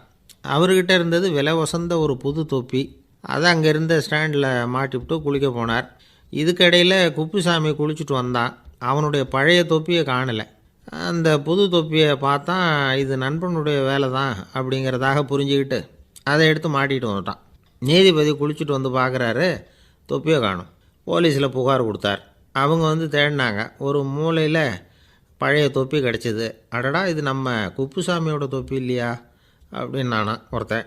உடனே அவன் வீட்டுக்கு தேடிட்டு போயிருக்காங்க. அங்கே போய் பார்த்தா புது தொப்பி அங்கே இருக்குது. உடனே அவனுக்கு 1000 ரூபா அபராதம் போட்டாங்களாம். அவன் பணத்தை கட்டிவிட்டு ரொம்ப எரிச்சலோடு வீட்டுக்கு வந்தான். பழைய தொப்பி கண்ணில் பட்டுது. மறுபடியும் உன்னால் தானே எனக்கு 1000 ரூபா நஷ்டம் அப்படின்னு சொல்லி அதை எடுத்துக்கிட்டு அப்படி போயிருக்கான். அந்த ஊர் குளத்தில் வீசி எரிஞ்சிட்டு வந்துட்டான். அது மீன் பிடிக்கிற ஒருத்தன் கையில் சிக்கிச்சு. அவன் வர்ற வழியில் அதை எடுத்து வேகமாக வீசி எறிஞ்சான். அது நேராக குப்புசாமி வீட்டு ஜன்னல் வழியாக உள்ளே வந்து இந்த சென்ட்டு பாட்டில்கள் மேலே விழுந்து எல்லாம் உடஞ்சி நொறுங்கி போச்சு. குப்புசாமி பார்த்தான். தோட்டத்தில் ஆழமாக ஒரு குழியை வெட்டினான். அந்த தொப்பியை போட்டான், மூடிவிட்டான். இதை அடுத்த வீட்டுக்காரன் பார்த்தான். ஏதோ புதையல் தான் வச்சுருக்கான் போல இருக்குன்னு நினச்சான். போலீஸில் போய் புகார் கொடுத்துட்டான். மறுபடியும் போலீஸ் குழியை தோண்டினாங்க. பழைய தொப்பி மறுபடியும் வெளியில் வந்தது. எல்லோரும் சிரிக்கிறாங்க. அன்னைக்கு ராத்திரியே அந்த தொப்பியை எடுத்துக்கிட்டு நேராக புறப்பட்டான். ஒரு கல்லில் அதை சேர்த்து கட்டி குடிநீர் தொட்டி இருக்கும்ல, அதில் போட்டுட்டு வந்துட்டான். இனிமேல் என்ன பண்ணும் பார்ப்போன்னு. ஒரு நாள் திடீர்னு குழாயெல்லாம் அடைப்பட்டு போச்சு. மாநகராட்சி அலுவலர்கள் வந்து என்னன்னு பார்த்தா அந்த பழைய தொப்பி குழாயை அடைச்சிக்கிட்டு இருக்குது. இது குப்புசாமியோட தொப்பிங்கிறது தான் எல்லாருக்கும் தெரியுமே. உடனே குடிநீரை வந்து பாழாக்கணத்துக்காக குப்புசாமிக்கு கோர்ட்டு 2500 ரூபா அபராதம் போட்டுவிட்டுது. அதையும் கட்டிவிட்டு வெளில வந்தான். கடைசியாக முடிவு பண்ணான். ஒரு நெருப்பு குச்சியை கிழிச்சான். தொப்பியை கொளுத்தினான். எரிஞ்சுது. எடுத்து வெளில எரிஞ்சான். கொஞ்ச நேரத்தில் தீ அணைப்பு படம் வந்துட்டுது. ஆமாம், இவன் எடுத்து எரிஞ்சது வெளியில் விழுந்து வீட்டு கூரையே பற்றிக்கிட்டு எரிய ஆரம்பிச்சுட்டுது. அவனோட பணத்தாசையும் அதோடு சேர்ந்து எரிஞ்சு போச்சான். இப்படி ஒரு கதை. இந்த கதையை சொல்லி முடித்தார் அந்த இமயமலை அடிவாரத்தில் இருந்த சன்னியாசி. இப்போ அந்த குப்புசாமி எங்கே இருக்கிறான்னு கேட்டார் எதிரில் இருந்தவர். இதோ உன் எதிரிலே இருக்கிறான், நான் தான் அந்த குப்புசாமி அப்படின்னாரான் அந்த சன்னியாசி. அந்த குப்புசாமிகிட்ட இருந்தது மாதிரி ஒரு பழைய தொப்பி நம்ம ஒவ்வொருத்தர்கிட்டையும் உண்டு. அதை எப்படி தொலைக்கிறதுன்னு தெரியாமல் தடுமாறிக்கிட்டு இருக்கிறோம். அது என்ன தொப்பிங்கிறீங்களா? அதுதான் நம்மை சூழ்ந்திருக்கிற மாயை அப்படிங்கிறார் சுவாமி சின்மயானந்தர். மெய்ஞானம் கிடைக்கிறப்போ மாயை வந்து எரிஞ்சு போகும் அப்படிங்கிறது அவருடைய கருத்து. நம்மால் ஒருத்தர் வேகமாக ஓடி வந்தார். காலில் மாட்டியிருந்த பழைய செருப்பு ரெண்டையும் ஆவேசமாக தூக்கி ஒரு கிணத்துல போட்டுட்டு வெறுங்காலோடு நடந்து வந்துக்கிட்டு இருக்கிறார். ஏன் அப்படி பண்ணீங்க அப்படின்னு கேட்டோம். அந்த செருப்புக்கு சொந்தக்காரன் வந்து பின்னாடி வந்துக்கிட்டு இருக்கிறான், அதனால் அப்படி பண்ணேன் அப்படிங்கிறார் இவர். எனக்கு இது மட்டும்தான் சார் தெரியும், இதை தவிர வேறு எதுவும் தெரியாது அப்படின்னு சொல்லிக்கிட்டே காலம் தள்ளுறவங்க ரொம்ப பேர்.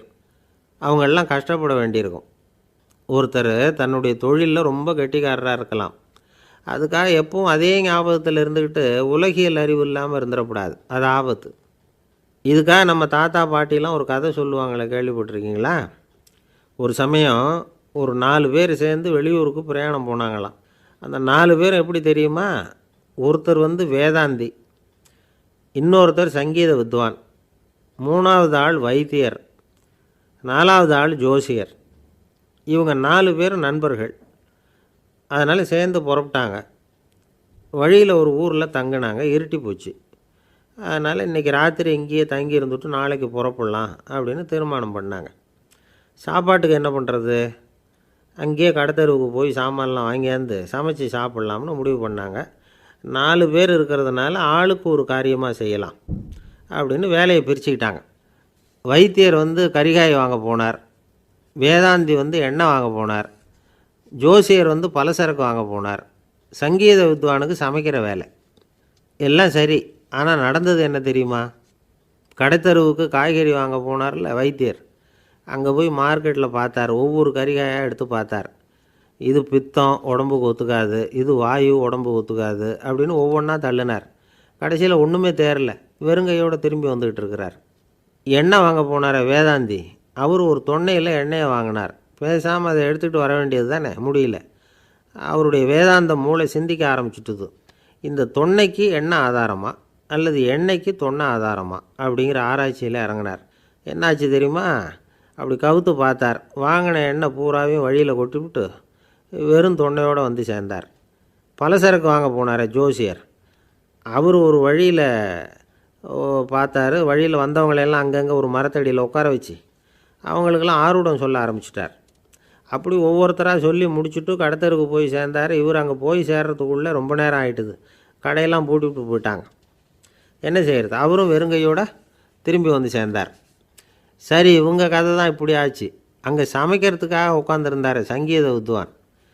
அவர் கதை என்னாச்சு தெரியுமா? அங்கே அவர் அடுப்பை பற்ற வச்சு ஒலையை கொதிக்க வச்சார்.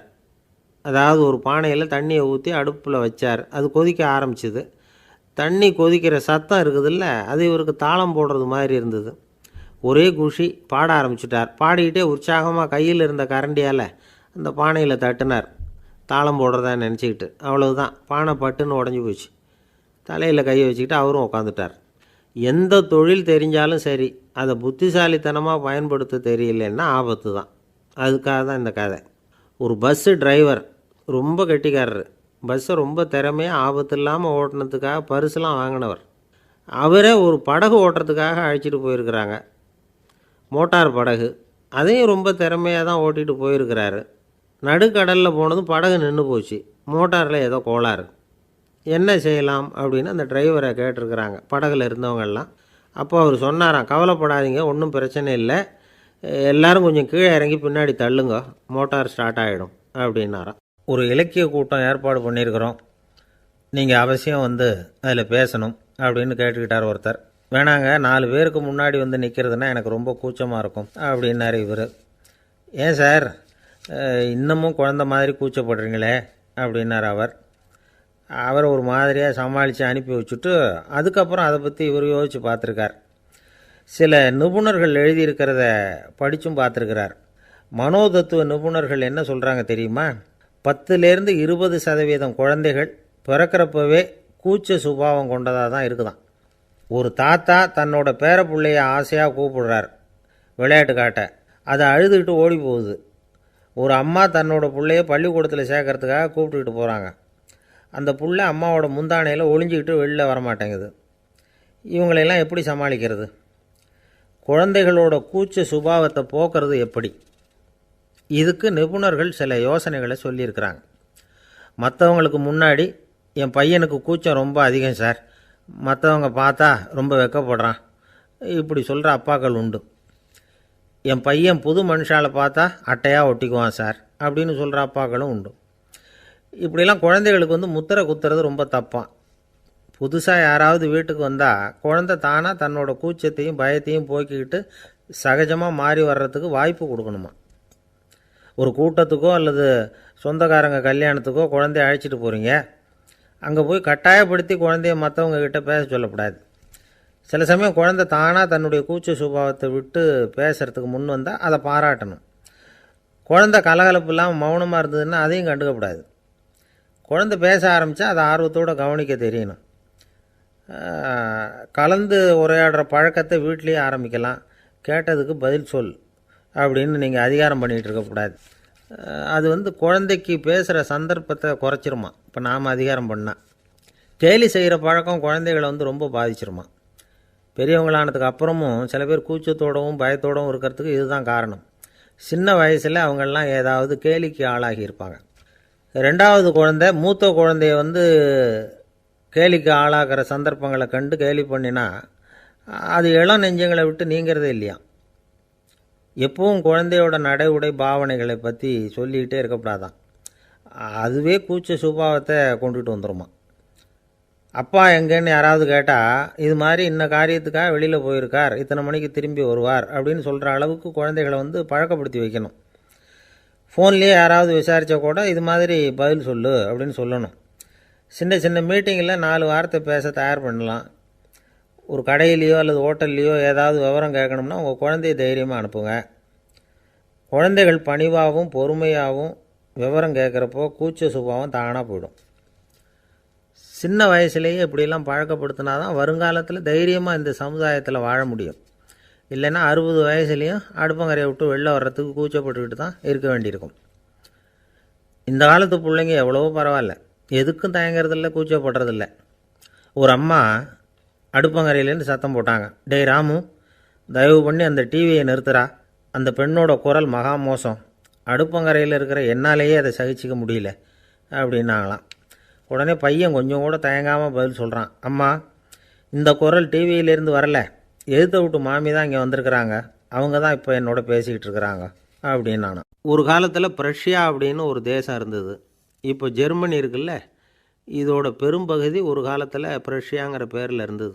அப்போ அதுக்கு அரசராக இருந்தவர் மகா ஃப்ரெடரிக், அதாவது ஃப்ரெடரிக் தி கிரேட் அப்படின்னு சொல்லுவாங்க. அந்த ராஜாவுக்கு ஒரு சந்தேகம், நாம் பல வகையான வரிகளை விதித்து வசூல் பண்ணுறோம், அப்படி பண்ணி வருமானம் குறைஞ்சிக்கிட்டே போகுதே, இதுக்கு என்ன காரணமாக இருக்கும்? இதுதான் அவருக்கு ஏற்பட்ட சந்தேகம். ஒரு சமயம் அந்த அரசர் தம்முடைய அமைச்சர்களையும் பிரபுக்களையும் தளபதிகளையும் கூப்பிட்டு ஒரு விருந்து வச்சார். விருந்து முடிஞ்சதும் அவங்கள பார்த்து இந்த சந்தேகத்தை கேட்டார்.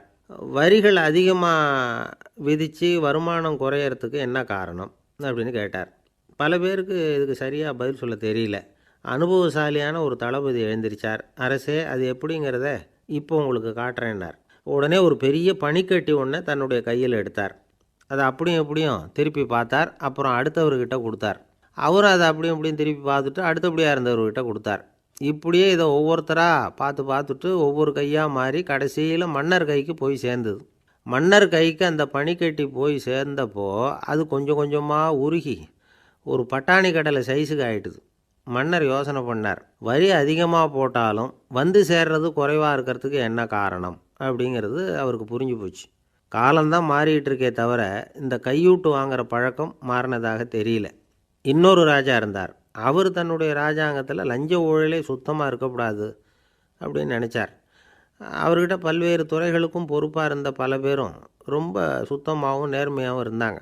ஒரே ஒருத்தர் மட்டும் எல்லார்கிட்டையும் லஞ்சம் வாங்கிட்டே இருந்தார். அவரை வேறு வேறு துறைகளுக்கு மாற்றி பார்த்தாரு. அந்த ராஜா என்னென்னமோ பண்ணி பார்க்குறாரு. எந்த வேலையை கொடுத்தாலும் அதுலேயும் லஞ்சம் வாங்கிறதுக்கு ஒரு வழியை உண்டு பண்ணிக்குவார் அந்த ஆள். ராஜாவுக்கு இது ஒரு பெரிய தலைவலியாக போட்டுது. இவர் என்ன பண்ணுறது? இவருக்கு என்ன வேலையை கொடுக்கறது? கொஞ்சம் கூட லஞ்சம் வாங்கிறதுக்கு சான்ஸே இல்லாத ஒரு வேலையை கொடுக்கணும் அப்படின்னு திட்டம் போட்டார். ஒரு நாள் அவருக்கு அந்த உத்தரவும் போட்டுட்டார். அதாவது அவருக்கு என்ன வேலைன்னா, கடற்கரையில் தான் அவருக்கு ஆஃபீஸ். அங்கேயே இருந்துக்க வேண்டியது. தினமும் எத்தனை கடல் அலை கரையில் வந்து மோதுது அப்படிங்கிறத கணக்கெடுத்து ராஜாவுக்கு தெரிவிக்க வேண்டியது. இதுதான் அவருக்கு வேலை. பேசாமல் அலையை எண்ணிட்டு உட்காந்துருக்கிட்டோம், அப்போவாவது அவர் லஞ்சம் வாங்குகிற சந்தர்ப்பம் இல்லாமல் போயிடும் அவருக்கு அப்படின்னு நினச்சார் ராஜா. இந்த ஆள் கடற்கரைக்கு போய் டியூட்டியில் ஜாயின் பண்ணிக்கிட்டார்.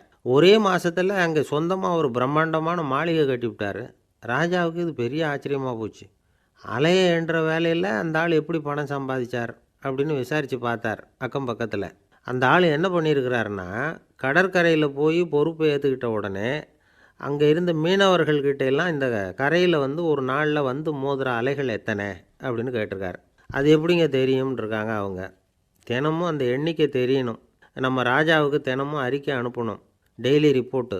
தவறுனா நீங்கள் இந்த கடலில் போய் மீன் பிடிக்கிறதுக்கு ராஜாவோட அனுமதி கிடைக்காது அப்படின்ட்டுருக்கார். உடனே மீனவர்கள்லாம் பயந்து போட்டாங்க. கடலுக்கு போகிறதுக்கு அனுமதி இல்லைன்னா பட்டினி கிடக்கிறது மாதிரி ஆகிடுமே. மெதுவாக அந்த ஆளுகிட்ட போனாங்க. காதோட காதாக சொன்னாங்க, ஐயா, எங்களால் வந்து கடல் அலையை வந்து எண்ண முடியாது. தினமும் எங்களால் முடிஞ்சதை உங்களுக்கு பணமாக கொடுத்துட்றோம். நீங்கள் தான் ராஜா கிட்ட சிபாரிசு பண்ணி நாங்கள் தொடர்ந்து மீன் பிடிக்கிறதுக்கு அனுமதி வாங்கி கொடுக்கணும் அப்படின்னு வேண்டிக்கிட்டாங்க. பணம் தினமும் வந்து சேர ஆரம்பிச்சுட்டுது. பதவியில் மற்ற பதவியோட இந்த பதவி எவ்வளவோ மேல் அப்படின்னு நினச்சிட்டோம் அந்த ஆள். அது மட்டும் இல்லை, தயவு பண்ணி என்னை இந்த இடத்த விட்டு மாற்றிவிடாதீங்க சார் அப்படின்னு வேற கேட்க ஆரம்பிச்சிட்டானான். ஒரு ஊரில் ஒரு இளைஞன் இருந்தான். ஒரு நாள் அவன் ஒரு குருவை தேடிக்கிட்டு புறப்பட்டான். ஊரை விட்டு வெளியில் போனான். போகிற வழியில் ஒரு காடு. அந்த காட்டில் ஒரு மரத்தடியில் ஒரு பெரியவர் உட்காந்துருக்கிறார். அமைதியாக மௌனமாக அவர் அமர்ந்திருக்கிறார். இந்த பெரியவரை விசாரிக்கலாம், குருவை தேடி கண்டுபிடிக்கிறதுக்கு இவர் ஏதாவது ஒரு வழி சொல்லி கொடுப்பார் அப்படின்னு நினச்சிக்கிட்டு அவரை நெருங்கினான். ஐயா, எனக்கு ஒரு குரு தேவை, எங்கே கிடைப்பார்? அவரை எப்படி அடையாளம் கண்டுபிடிக்கிறது? அதை பற்றி ஏதாவது விவரம் சொன்னீங்கன்னா நான் கண்டுபிடிச்சிக்குவேன் அப்படின்ட்டுருக்கான். பெரியவர் நிமிர்ந்து பார்த்தார். தம்பி, அது ரொம்ப சுலபம். அவர் வயசானவராக இருப்பார். என்னை விட சுமார் 30 வயசு அதிகமாக இருக்கும். அவர் ஒரு மரத்தடியில் தான் உட்காந்துருப்பார் அப்படின்ட்டுருக்கான். சரிங்க பெரியவரே, அது என்ன மாதிரியான மரம், எப்படி இருக்கும் அப்படின்னு கேட்டிருக்கான். பெரியவர் அந்த விவரங்களையும் சொல்லியிருக்கிறாரு. அது மட்டும் இல்லை, சந்திக்கிற நாள், நேரம், வினாடி முதற்கொண்டு எல்லா விவரங்களையும் துல்லியமாக சொன்னாராம். இவ்வளவு விவரங்களை இவரால் எப்படி சொல்ல முடியுது அப்படின்னு இவனுக்கு ஆச்சரியம். இருந்தாலும் அந்த பெரியவர் கடைசியாக ஒரு விவரம் சொன்னார். அது என்ன தெரியுமா? எப்படியும் நீ அவரை சந்திக்கிறதுக்கு ஒரு 30 வருஷம் ஆகும் அப்படின்னு சொல்லிவிட்டாராம். ரொம்ப நன்றிங்க பெரியவரே அப்படின்னு சொல்லிவிட்டு அந்த இளைஞன் புறப்பட்டுருக்கான். இப்போ அவனுக்கு குரு பற்றின விவரம் எல்லாம் கிடச்சிட்டுது, சந்திக்கிற நேரமும் தெரிஞ்சுட்டுது. ஆனால் 30 வருஷம் அவரை தேடி அலைய வேண்டியிருக்குமே. அவன் தேட ஆரம்பித்தான். காடு மலை எல்லாம் சுற்றி அலைஞ்சான். பல வருஷங்கள் தேடினான். அழுத்து போயிட்டான். கடைசியில் அவனுக்கும் வயசாகிட்டுது. கடைசியில் தன்னுடைய சொந்த ஊருக்கே திரும்பி போய்கிட்டு இருந்தான். அங்கே ஒரு மரத்தடியில் அவன் தேடிக்கிட்டு இருந்த குருநாதர் கிடைச்சார். யார் அவருன்னா, 30 வருஷத்துக்கு முன்னாடி வழி சொல்லி கொடுத்தாருல அதே பெரியவர். அவருக்கு இப்போ 30 வயசு அதிகமாக இருந்தது. அதே மரம் அன்னைக்கு பெரியவர் சொன்ன அடையாளம் இப்போ பொருத்தமாக இருந்தது. இப்போ அந்த பெரியவர் சொன்னார், சரியாக வந்து சேர்ந்துட்டேன், வா, உனக்காக தான் நான் இவ்வளவு காலமும் காத்துக்கிட்டு இருந்தேன் அப்படின்னாராம். என்ன சொல்கிறீங்கன்றிருக்கான். 30 வருஷத்துக்கு முன்னாடி என்கிட்ட வந்தியே, அப்போவே என் காலம் வந்து முடிஞ்சு போயிருந்தது. அப்போவே என்ன உனக்கு அடையாளம் தெரியல, அதனால் இவ்வளவு காலம் உனக்காக காத்துட்ருக்கும்படி ஆயிட்டுது அப்படின்னாராம். ஐயா, அப்போவே நீங்கள் சொல்லியிருக்கலாமே, இதுதான் 30 வருஷம் கழித்து நீ சந்திக்க போகிற இடம், நான் தான் உன்னுடைய குரு அப்படின்னு சொல்லியிருக்கலாமே அப்படின்ட்டுருக்கான். அந்த பெரியவர் சிரிச்சுக்கிட்டே இதுக்கு பதில் சொன்னாராம். நான் எவ்வளவோ விவரமாக தான் சொன்னேன், நீ சரியாக புரிஞ்சிக்கல. காரணம், அப்போது நீ போதுமான அளவுக்கு பக்குவம் பெற்றிருக்கவில்லை. அதனால் புரியும் சக்தி இல்லாமல் போயிட்டுதப்போ 30 ஆண்டு காலம் நீ அலைஞ்சி தெரிஞ்சிருக்கிற. அது காரணமாக இப்போ உனக்கு அந்த பக்குவம் வந்துட்டுது. அதனால தான் அடையாளம் காண முடிஞ்சுது, நானே உன்னுடைய குரு அப்படின்னாராம். இதிலேருந்து என்ன தெரியுதுன்னா, ஆன்மீகத்தில் மாணவனாக சேர்றதுக்கு கூட ஒரு பக்குவத்தன்மை தேவைப்படுது. ஒரு பெரிய ஞானி, அவர்கிட்ட ஒரு சீடனாக இருக்க ஒருத்தன் வந்தான், எதிரில் நின்னான். ஞானி அவனை வெகு நேரம் உற்று பார்த்தார். அப்புறம் சொன்னார், சீடனாக இருக்கிறது ரொம்ப சிரமம்னார். நான் தயாராக இருக்கிறேன்னா. அது இன்னமும் சிரமமாச்சே, இங்கே வந்து குருவாக இருக்கிறது மட்டுமே சுலபம் அப்படின்னாராம். அப்படின்னா நான் குருவாகவே ஆயிடுறேன் அப்படின்னானா. இது போலவே இந்த காலத்தில் கதை ஒன்று உண்டு. ஒரு பள்ளிக்கூடத்தில் வகுப்பு ஆசிரியர் மாணவனை திட்டிக்கிட்டு இருந்தார். டேய், நீ 100க்கு 10 மார்க்கு தான் வாங்கிக்கிட்டு இருக்க. இவ்வளவு மோசமாக நீ படித்தா கடைசியில் மாடு மேய்க்கிறது கூட லாய்க்கு இல்லாதவனா ஆகிடுவேன். அதுக்கப்புறம் என்ன செய்ய போகிறேன் அப்படின்னாராம். பையன் தலையை சொரிஞ்சிக்கிட்டே சொன்னானா, சார் அப்படின்னா ஒன்று செய்கிறேன் அப்படின்னானா. இவர் கேட்டிருக்கார், என்ன செய்ய போகிறேன்னு.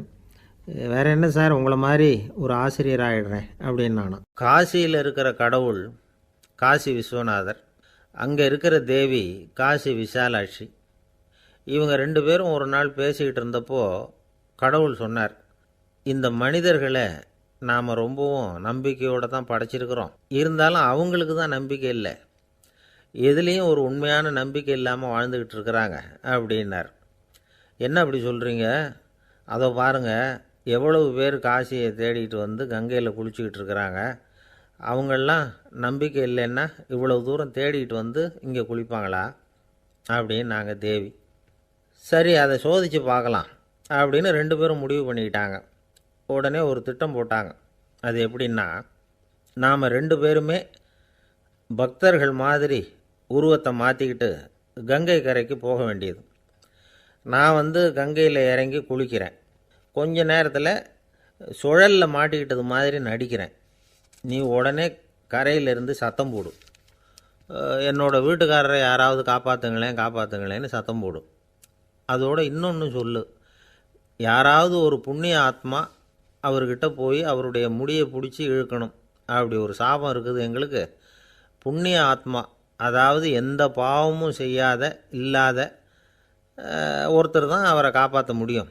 அப்படிப்பட்டவங்க யாராவது வெள்ளத்தில் குதித்து என்னுடைய கணவரை காப்பாற்றுங்கோ அப்படின்னு நீ சத்தம் போடு, கூச்சல் போடு, என்ன நடக்குதுன்னு பார்க்கலாம் அப்படின்னார் கடவுள்.